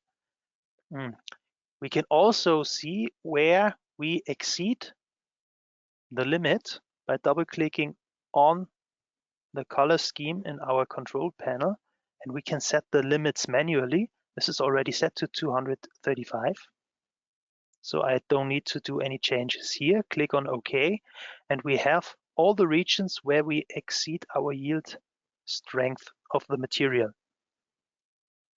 Also, something you may find here is that these results are not smooth. They are along the lines, the edges of the FE mesh. So this is something I want to show you under the menu Calculate, Result Smoothing.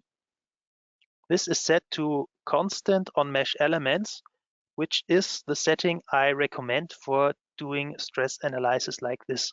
The standard setting, however, in RFEM is continuous within surface sets, otherwise within surfaces. When I go to OK, so this looks pretty nice. You can also, when I go to the type of display, you can also make it a smooth color transition. This looks really nice if you want to have pictures for sharing on the internet or impressing someone. But for an accurate analysis, I would recommend you go to Calculate, Result Smoothing, and set it to constant on mesh elements. So, okay, but we're still exceeding the yield strength. So this is where our nonlinear material behavior comes into the game. I go back again to the data navigator, go up to the materials, and what we have now is steel, the material number 1. I show you by editing the surface, we have material number 1, which is S235 isotropic linear elastic. And now I have another material defined, isotropic plastic. So it's still an isotropic material, but we use the plasticity of the material. So what this means, I'm going to show you right now by editing this material. And you can see the different material models and also isotropic plastic. You get to the stress failure hypothesis. So you can use different theories here. We use the von Mises in our case, and you can edit the yield strength of the material. It's already set to 235. And we have our modulus of elasticity and the behavior in the plastic deformation. When I say OK, and we use this material model, just calculate the load case once again.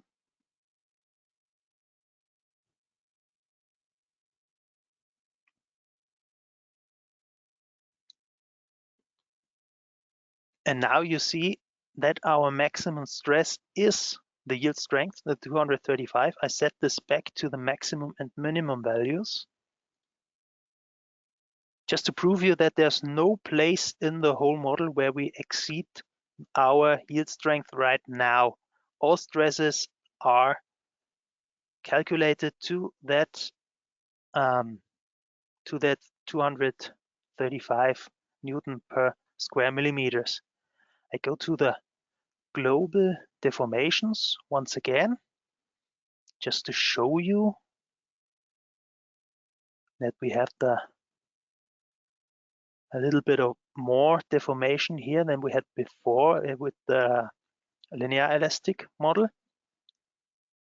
And I can also show you that we have our criteria and plastic, just to see, okay, how many of our FE mesh elements are now under plastic deformation.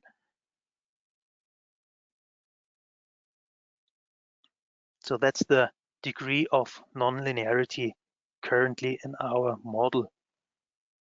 So the next question is, if I go back to the deformations. What happens if we exceed our yield strength in our load? So this load was calculated, the 503.5 kilonewtons per meter was calculated to get exactly to the yield strength in the middle of our tension rod.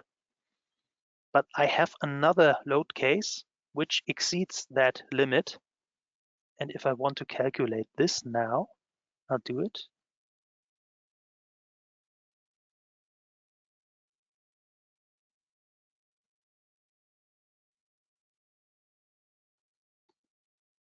And if I check our stresses, we still have, well, it's a little bit, a tiny bit over the yield strength. That's just within numerical boundaries. When we go to the global deformations, you see that you don't only get the strains along the pull axis, but you also get those lateral contractions. And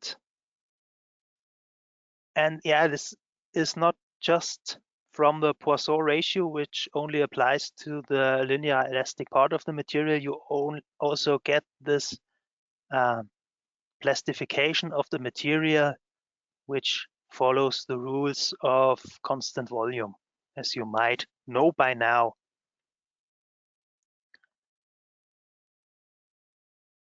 Good, that's all for this model right now.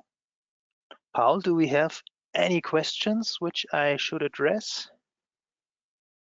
No. Good, so I have another question for you guys. And this time it's choose suitable examples for nonlinear calculation. So what of these examples is a nonlinear calculations? And please have in mind that there can be more than one correct answer. So you know now that more than one is correct, because I said more than one can be correct.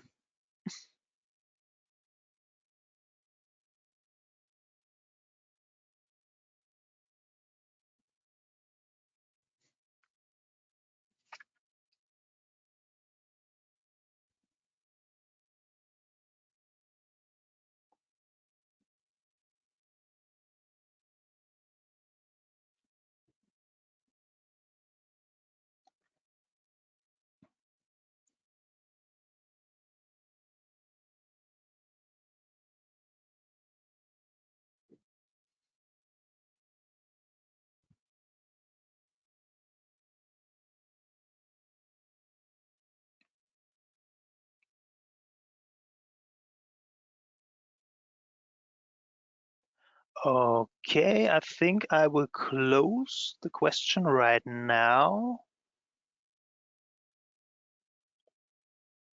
And I submit.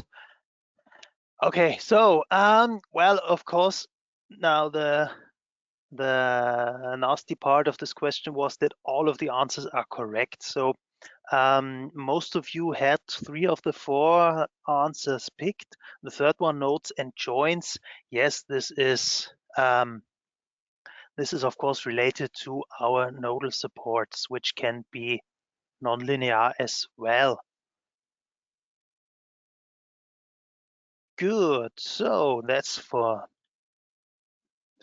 the moment in our examples. And now we switch to this topic, which I really need to address, these nasty little things called singularities. Where do they occur? So singularities are points of discontinuity in a calculation model. What does this mean? They are this is not really an error of RFEM or any of our competitors. It's just a problem that comes with using numerical solutions, using FEA methods. It's just because of the discretization you buy these problems with these singularities. With other words, you get no meaningful results at certain points. Really good example I can think of is when you put your finger to the table. You can press as high as you want. You won't get any hurt till a certain point. But when you put a needle to your finger, you don't need much force to break your skin. And with a singularity, it's pretty much the same, because when you have a concentrated load, concentrated support on any point of a structure, these FE nodes are of infinitive thickness. They are almost size 0. And this means when you put any load on a point with 0 size, you get infinitive high loads and internal forces on that very point. And this is what you get basically with a singularity. A problem that comes with them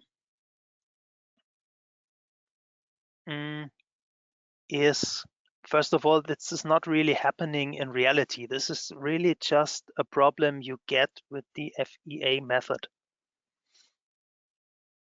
Yeah, infinitive stresses and internal forces, what I said, with an infinite small needle, you get infinite high pressure. And the problem is that a mesh refinement does not improve the result. On the contrary, when you have a singularity and you refine your mesh more and more, the singularity gets bigger and bigger. So I will show you this in the next model. We have some typical singularity locations, which are, like I said, with my analogy with the needle, point and line loads, or also point and line supports. Also, when you have a surface with an opening, you can get a singularity there, especially when it's a sharp opening with corners, and you have re-entered corners, maybe a wall end. This can also lead to a singularity. Other typical locations are stiffness changes, either due to material or thicknesses, which is also something we had in our tension specimen before. You remember, this is something also needed for the real life stress, but also for our, to avoid singularities, you get some of these fillets not to have the sharp edges. Good, this is too far. I will go to RFEM just to show you what I mean with these singularities. And now I will open a new model. So guys, if you want to model along, feel free to. I will add another new model.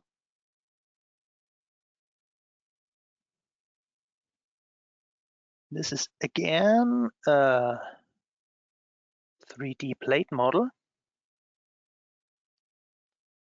Again in my project. You don't need this, by the way. You can also create a new model without adding a project. And now I forgot the name. This is called 07 Singularities Load, for example, just to get a name. Let's see. Okay. Open a new model. And this now is basically pretty much the same like we did in our first model. I create a new rectangular surface. I need a thickness. Let's see if I have something here. Yeah, this is, no, not what I wanted. I create a new thickness, 200 millimeters, that's what I wanted. And I need a material which is not steel. I go to the library to get another concrete material, the C3037 again. This is open from before, you can also browse in the search line C30, 37. Yeah. Say okay. This is now the thickness for my surface. Again, standard. Say okay. Again, I go to the top view, and this is now from the origin of my global coordinate system, 8 meters in X direction. Whoops. And 6 meters in Y direction. Should be here. I dismiss the function. So now, and what I need is another node. So I use on the top left the function to add a new node, and I set this on. Where's my mouse cursor? It's here at 2, nope, not 2, at 4 and 3 meters. So basically the middle, right in the middle of my surface, I place this node. Okay, again, I dismiss the function. And now I want to have line supports on all 4 of these lines. So what I do now is I select the whole model. I right click on it and say lines, edit. And that's another possibility to quickly add line supports. When you're editing the line, you can say support. You get a new tab and choose, now for my example, the hinged line support.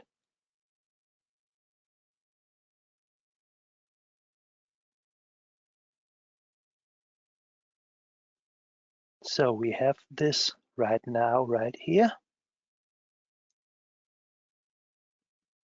And we want to copy this surface again using move and copy. Can you show the line support adding again? Yes, of course, that's not a problem. I have now thrown a window over the whole model just to have all lines selected. And I just do a right click on the lines to edit those lines. So this is now a pretty good example for RFEM 6 where you can edit multiple lines at once. We have lines 1 to 4. This is the so-called multi-editing. And I just checked this box for support. And when I check the box support, I get another tab, support. And in this tab, I can choose again from a list of different line supports. I can also add a new one, but in my case, I want to use the first one, the hinged line support. And then I just say okay, and these supports are added.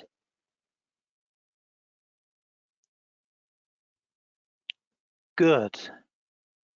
Again, I throw a window to select all, and now I go to move and copy. I create 3 copies. And this is now for a displacement vector in X direction. You can also use this function to pick a vector from the model. So you can maybe choose this node and say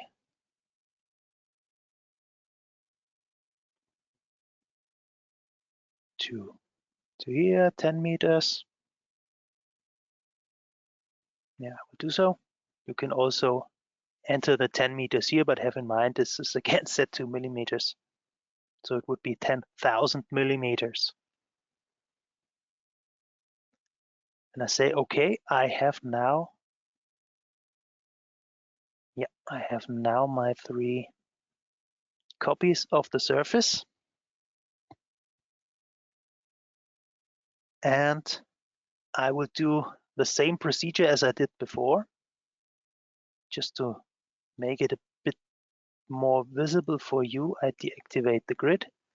I go to the types for surfaces, like we had before with the different mesh refinements.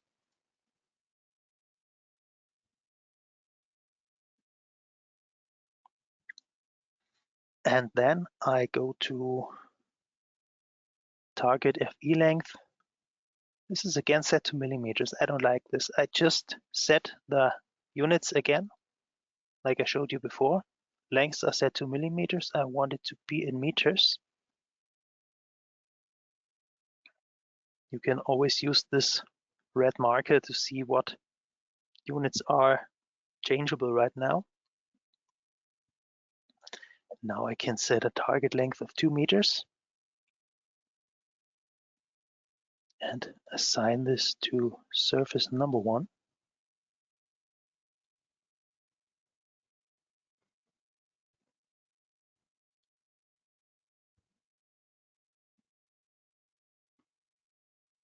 I create a new mesh refinement. Just go very quickly over this 1 meter. And I have in mind that this is surface number 2. So this is assigned to surface number 2. And make a new one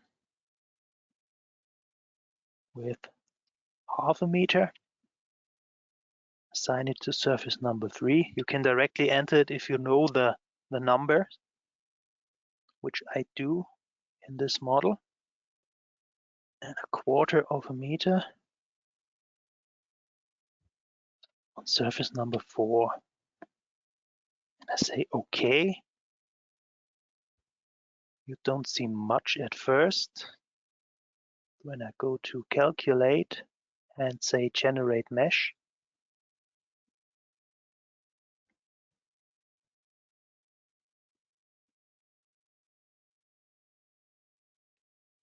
you can see the different mesh sizes.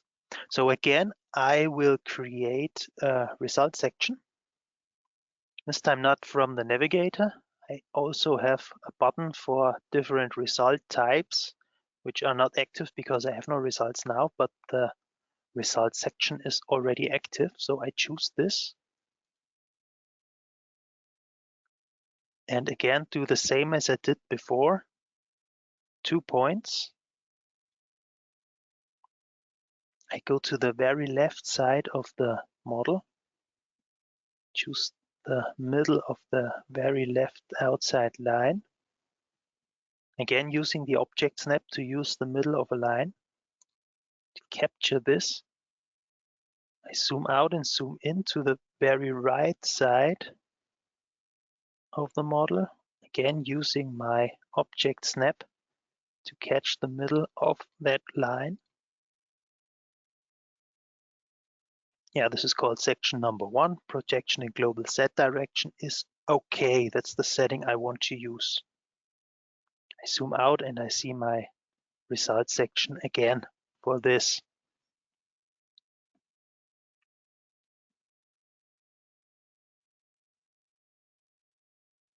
Okay, so what we have now, we again used our surface mesh refinements. I'm going to show you once more the global mesh settings, where you also have settings for surfaces. And there, by standard, you have triangles and quadrangles. You can switch this to quadrangles only, and you can also try mapped mesh preferred. These are some settings you might need to try out and test on more complicated models. Now for our rectangular surface, there's not much to change here.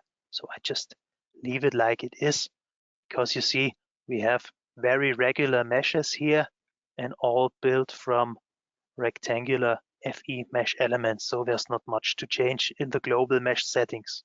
But just in case you have some really strange looking meshes, there's one One good sentence you can keep in mind, and that's an FE mesh that looks good from a point of aesthetics is always a mesh that is also good for accuracy and your calculation. So the better the mesh looks, the better the results are. Okay, I added the load case again. We again have our self-weight load case. I added it to deactivate the self-weight because we want to have a concentrated load here, and so I rename the load case just for myself.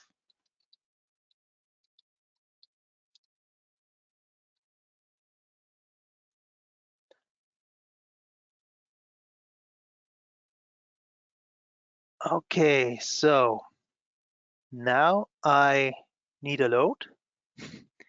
I've forgotten to do this, so I go to the section where I have my different loads and I go to the nodal load. They want a force concentrated in Z direction with a magnitude of 100 kilonewtons. So this is basically, you can see on the bitmap, a concentrated load on one node in global Z direction. I assign this to my different nodes, where I go to the first surface with that middle node. I also pick all the other middle nodes of my surfaces. And I say OK. You see in the dialog, nodes 5, 10, 15, and 20 are selected for assigning of this load. When I say OK here, I will delete my mesh, but that's OK. And I say yes. And you get the visualization of these node loads. Good. I go to calculate.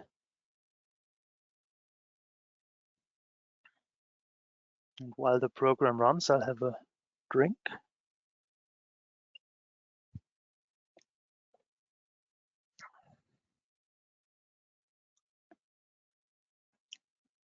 So, and now we have our global deformations, which look not much of a difference, but the big difference in these singularities I have created here can be seen in the surface internal forces. So I go to MX and activate my result sections. Okay. I deactivate the surface results to just show you the results in our sections. Again, I will go to the bottom of this navigator to activate the local extremes. So you have the maximum bending moment in every surface. And you see one thing that's very typical for a singularity is that the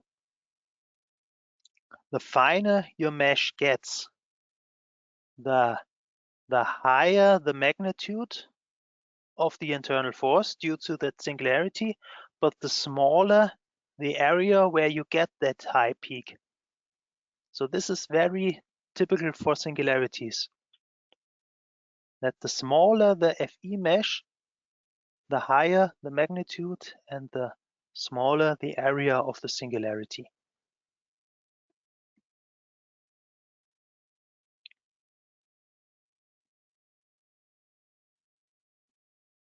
Okay, and you can also see this in the results section. So I go to this, I activate it. You can do a right click and click on result diagrams, or you can use on the top, there's a button for the result diagrams of the result section. Now we have a few results I don't want to show. They don't give much.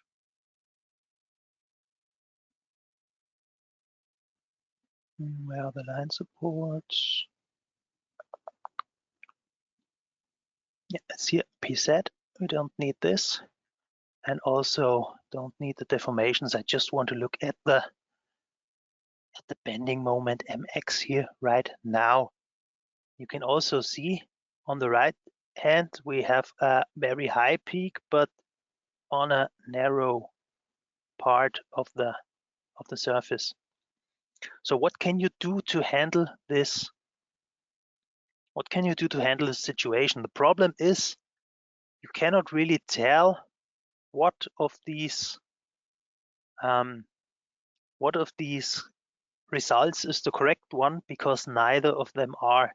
This is really just a numerical problem. In your real life surface, you will not get such a peak when maybe a person, or well, 100 kilonewtons is a bit much for a person, or maybe a vehicle or a machine doesn't stand on one single point. So you can use a smooth range in this diagram. On top right, you have a button for activating smooth ranges. And there you can edit different smoothing ranges. So when I go to the left, this is about at a place of 4 meters. So I start a smoothing range at 3.5 until 4.5 meters with a length of 1 meters. And I want to smooth this bending moment. I add a few other of these ranges from 11.5 to 12.5 meters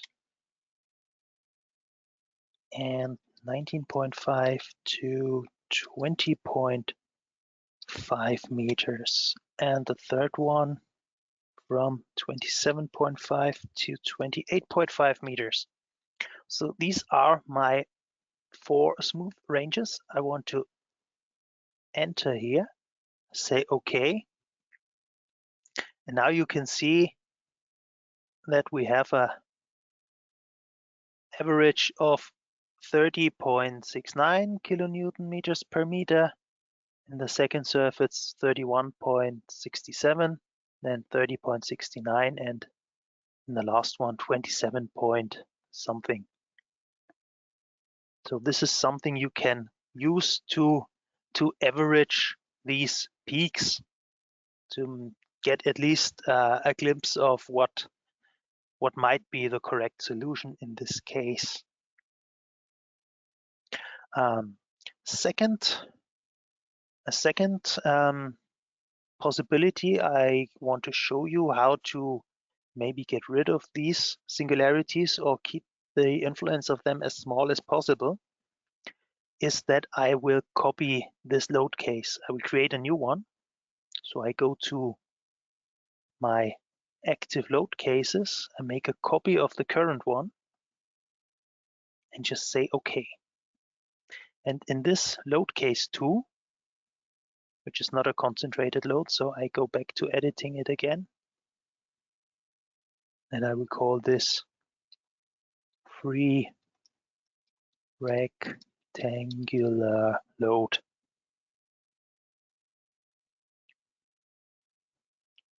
And in this load case, I will delete. I throw a window again over my model, this time from right to left. So I have all my nodal loads selected, and I delete it. And this time I want to use in my different loads I have in hand. On the right, there's a drop-down arrow, and I can see the free rectangular load. And this is the one I want to use here right now. There's a new dialog opening, and you can see, okay, I can define different rectangles where the load is distributed.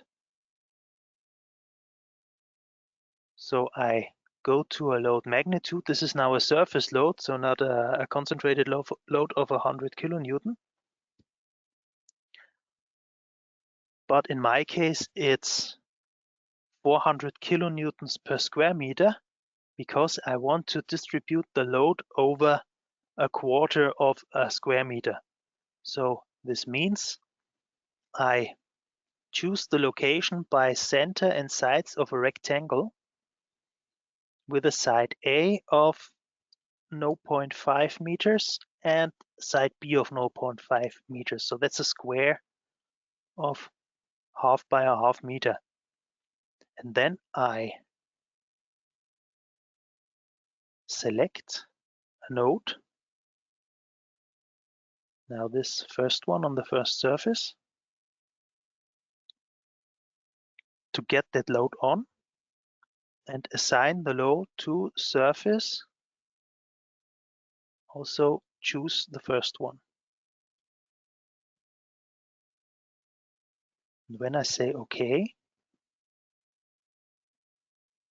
you can see that this is a hovering load of these 400 kilonewtons per square meter I entered, and this is now distributed to our surface.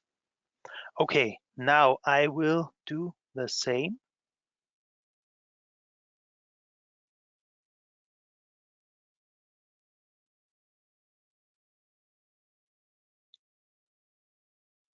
Again, the 400. Now it's basically the same I have entered before, half by a half meter. Now I pick the second node and the second surface.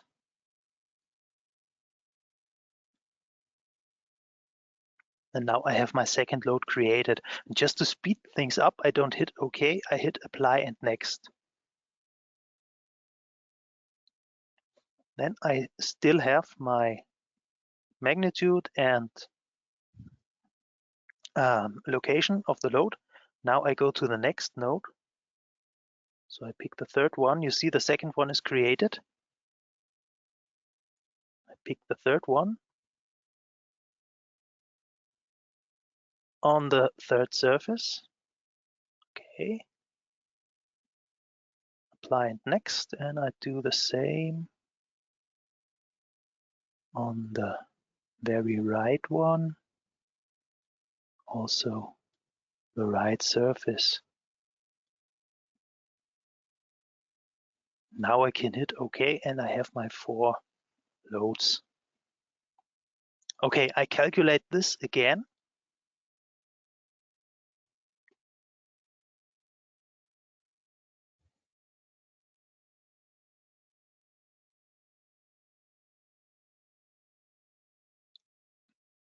And there you can see that is a big improvement. When you just look at the peaks of these internal forces, they are now very close to each other.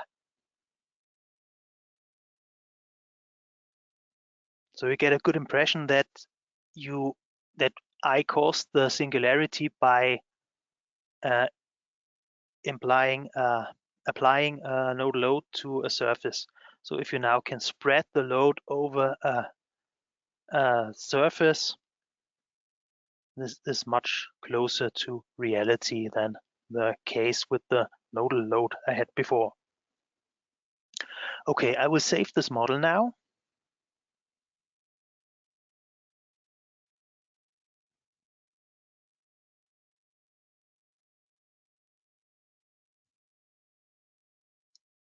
And if you noticed my computer is getting slow now, this is because I have many models open. So this is a high usage of my memory. And I just close all the models. So when we do our final model together, that the program should respond quicker.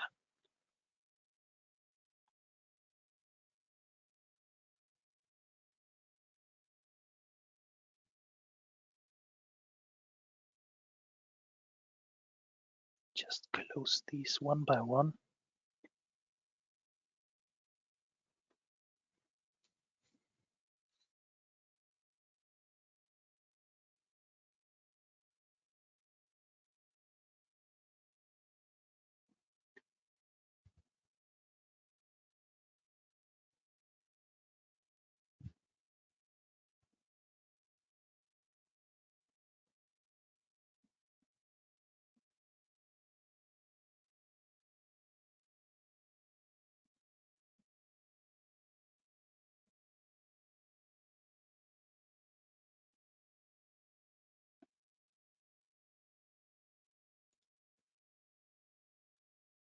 So, okay, now we get to our final model. I open a new one.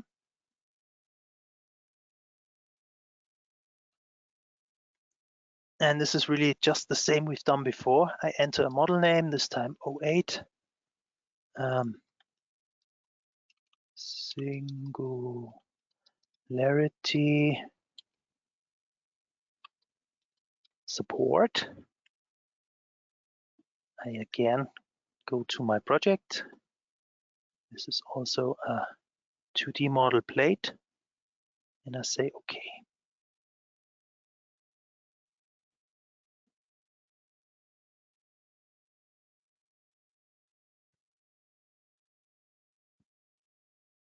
Again, I create a rectangular surface. I use my thickness, which is not there anymore. Create material, C3037.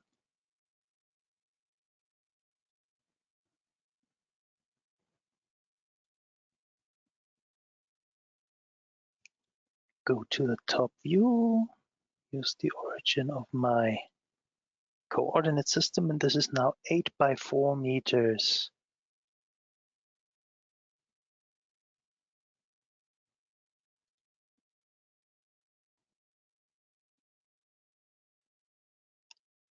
I dismiss the function, and now I will create a line support. This is again hinged, created on the right. Okay, and now I will create another node, this time at these coordinates x2 and y2 meters, just to get somewhere here in the slab. I dismiss the option. Then I will assign a nodal support. Use the hinged one and assign this to my newly created node. Say okay, okay. Now I have this nodal support. I switch back to my 3D view of it. And I will add a surface load. You know the drill. It's basically the same as we did the whole session through. Surface load. Okay, assigned to surface number 1. This looks good. This is what I wanted to have right now. Now again, the same drill. I copy all, including the load, and move and copy, create copy 3 times. Again, 10 meters.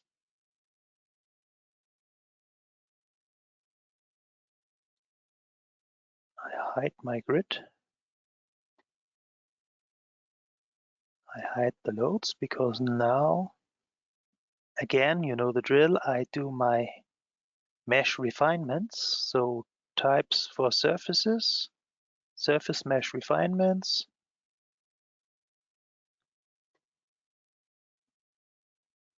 Two meters on surface 1. Next one, 1 meter. surface 2, apply. You see the assignment of the mesh refinement to the surface is already written down here.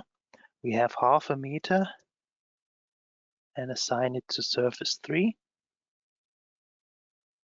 and 1/4 meter and assign it to surface number 4.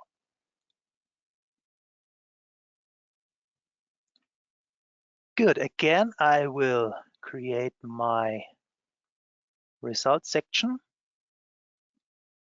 using the object snap, middle of the left to the middle of the right, all like before. So this is now our system. I just check the load case again, just to deactivate the self-weight. This is now a surface load, and I directly calculate it.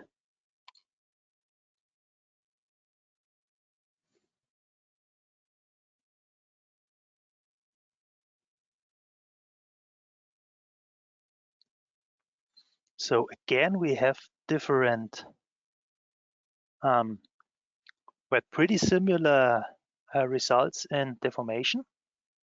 But now when I look again in my internal forces of the surfaces, I go to MX. You can see again that we have a very high and narrow peak in the smallest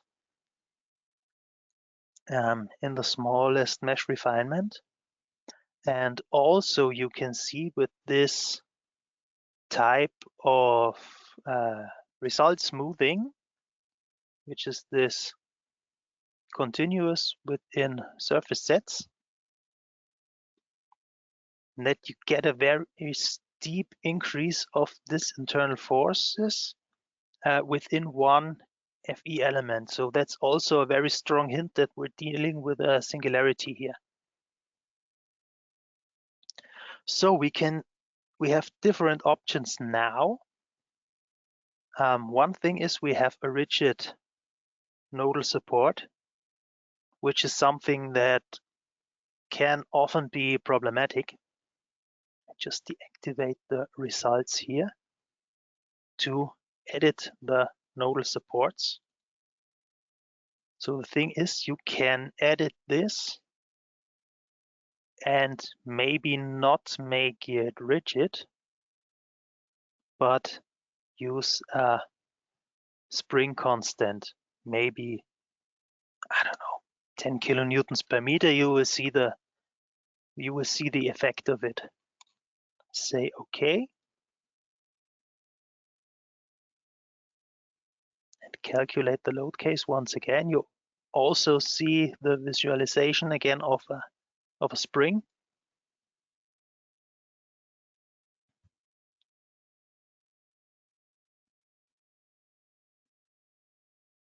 I go to the deformations.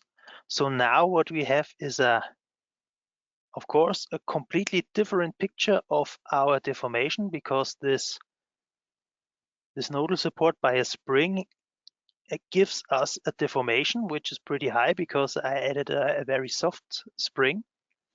But on the other hand, the singularity is still here because it is still a nodal support. So we still have a concentrated boundary condition. So this does not really solve our problem here.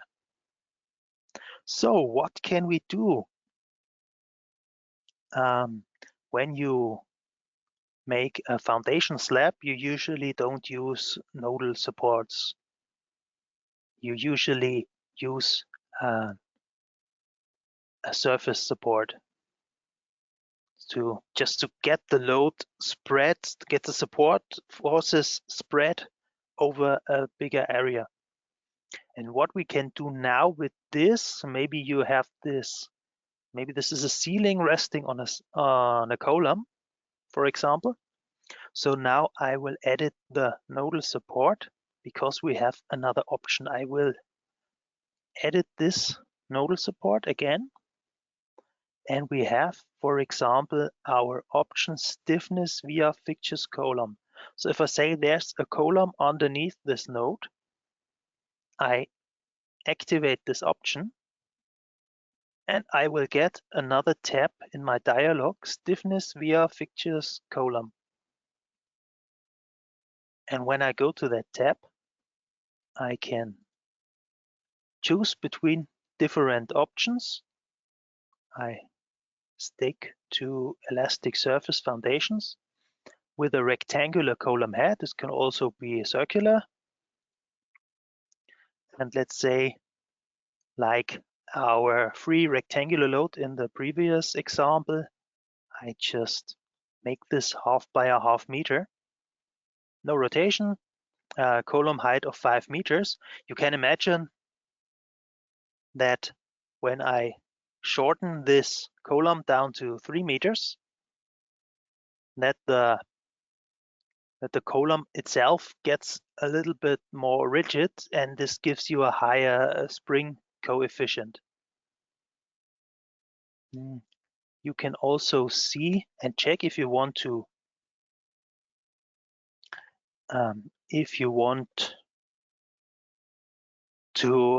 hand calculate fixtures column like this.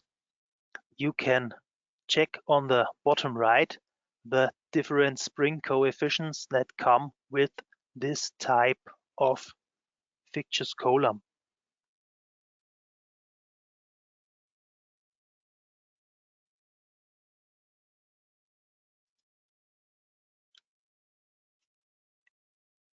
Exactly. So now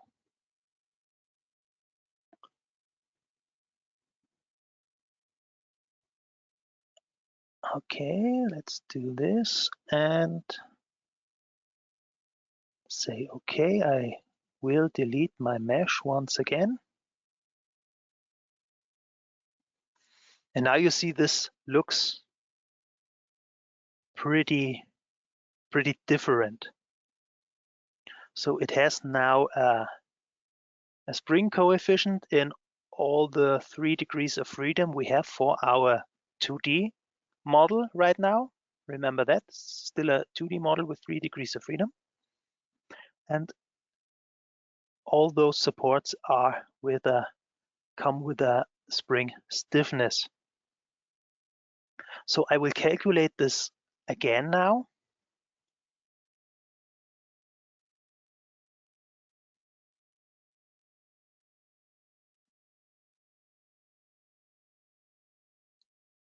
And I zoom out. Now you will see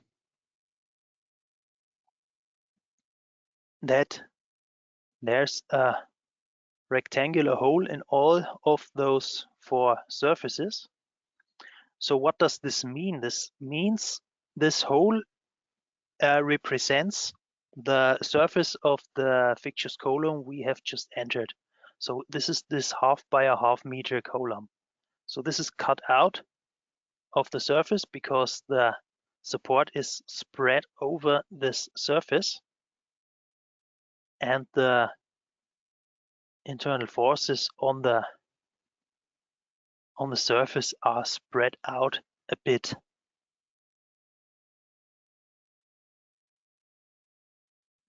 Yeah, and also you can see that there are still high internal forces outside of this column. Just check the local extremes. So there is a difference in these local extremes, but you can see, like in our first model from the last 2 steps of mesh refinement, there are not much changes to the results. So you get finer, you don't get much of a change in the result, but this still is very close to our singularity. So we can do some different things now to get rid of a singularity. And the one thing is to add maybe when I use this one, I add another mesh refinement on that node. So I go to node 15, I edit that node, and I can add a mesh refinement on a node. And then can add a nodal mesh refinement. I just show this to you. You don't have to model this along with me. Make this rectangular with a side length of, well, we have a 1/2 by a 1/2 meter column. So this maybe now has a meter with a 1/10 of a meter in the inner part of it as an FE mesh length. Say OK. Just to show you how this looks. So there you can refine the mesh to that very interesting point. And afterwards, you have the possibility to, when I go to special objects, you can use, for example, those surface result readjustments to smooth out those surface results. So I assign this to surface number 3. This is almost the same as we did before. We have a rectangle with 1 meter A, 1 meter B. We choose the center position.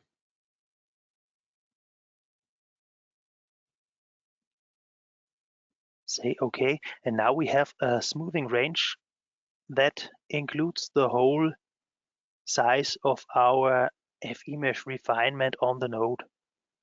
And if we just compare this,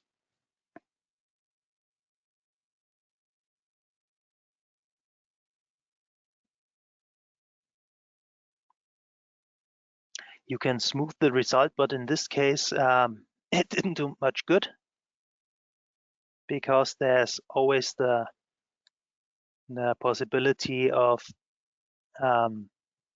being the smoothing range too big, having the surface refinement done too fine. So this is just an example of showing you that it can be really hard to come by a singularity. Also, if you have a peak in your internal forces away from such an interesting point, maybe a nodal support, this might not be a singularity and has to be dealt with.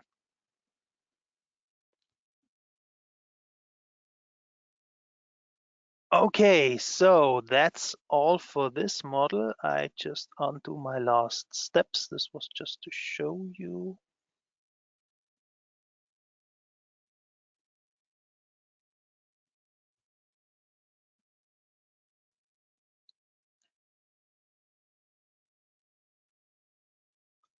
Okay, now to get to the finish straight, I have a final question for you, which is, where do singularities occur? Again, there can be more than one answer correct. Please answer now.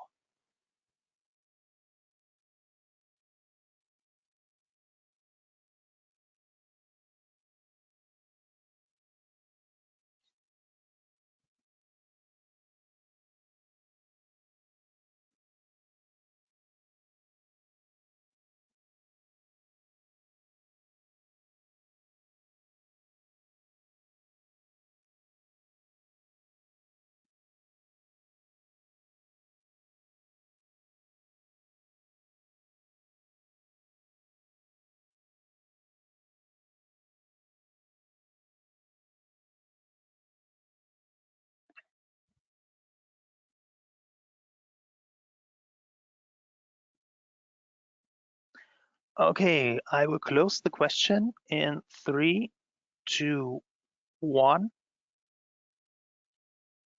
And I share the results with you. Well, in this case, all 4 answers are correct. The point bearings and concentrated loads were covered in my 2 examples, jumps and stiffness. were also mentioned. I also mentioned the re-entrant corners, which is also a correct answer here. The fourth one, I admit, is a little bit tricky because it wasn't explicitly mentioned, and also we have just hide this.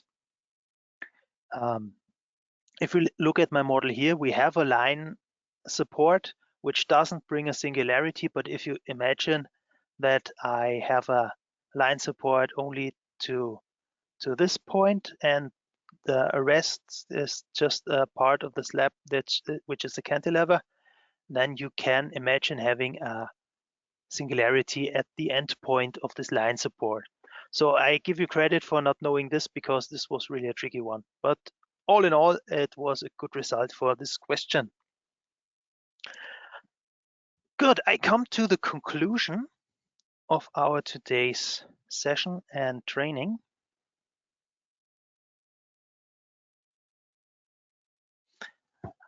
Which is we've covered the basic topics of basic methods of finite element analysis. I've given you a few examples to see how these principles are used in RFEM. We've covered basic beam theory and plate theory, compared them. You know now the difference between the Kirchhoff and Reiser-Mindlin theory. And you also know that Reiser-Mindlin is the better theory when it comes to thick and massive slabs and plates. Also, we've talked about different mesh sizes, how you can adjust them, what you can take away from that. And we've talked of a really nasty problem when it comes to FE analysis, which are the singularities. So what I show you now, before I come to the finish, I have overstepped my time a bit. I'm sorry for that, but I don't think that's much of a problem. I will show you our website. Just switch to the English version. And there you can always look at support and learning, browse our frequently asked questions, our knowledge base. And when we come to our support and learning online training upcoming, you can look for the next online trainings we have. So here are students reinforced concrete design on the 7th of May. This is the next one. If you haven't subscribed for this, you can do so right now. And also, which I highly recommend you, on the 24th of May, students introduction to timber design. If you want to see me again, you can see me here on this day. Also, I don't know if you are already doing your final exams and bachelor or master thesis. You can always submit your thesis, which you have done with RFEM 6. So if you used RFEM 6 for your exam, for your master thesis or bachelor thesis, you can submit this, and this is not just for fun. You can have benefits from submitting your thesis. So you get posted on social media, you get a bit of a boost when it comes to starting your career as a structural engineer, and you also get a gift which comes with a 50 euro Amazon voucher, which also is something I think that's pretty good. Yes, and last but not least, if you have any questions, you can contact our support via email or down on the bottom right. This is now set to leave a message when one of our support colleagues is active in the chat. This states chat with us. And yeah, maybe you want to ask me a question, you can find me many days of the week in this chat. Good, so that's all from my side. Paul, do we have any questions left? Anything to show? Anything I have forgotten maybe? No, I think everything is set and there are no questions not answered. So I Great. think everything's clear. Thank you very much, Paul. So I would give you one last hint when I close this training session. Please stay put, stay in this session because there's an evaluation coming up. So we ask you a few questions. This will take no longer than 5 minutes. Just do the evaluation and you can give us points. So 1 point means this was a really bad training. I want to see this guy again. And 5 means, hey, Jürgen is great. I want to see him more often. Okay, that's all. I thank you very much for your attention. Have fun, have much success in your further studies, and maybe see you in 2 weeks. Thank you. Bye-bye. Bye.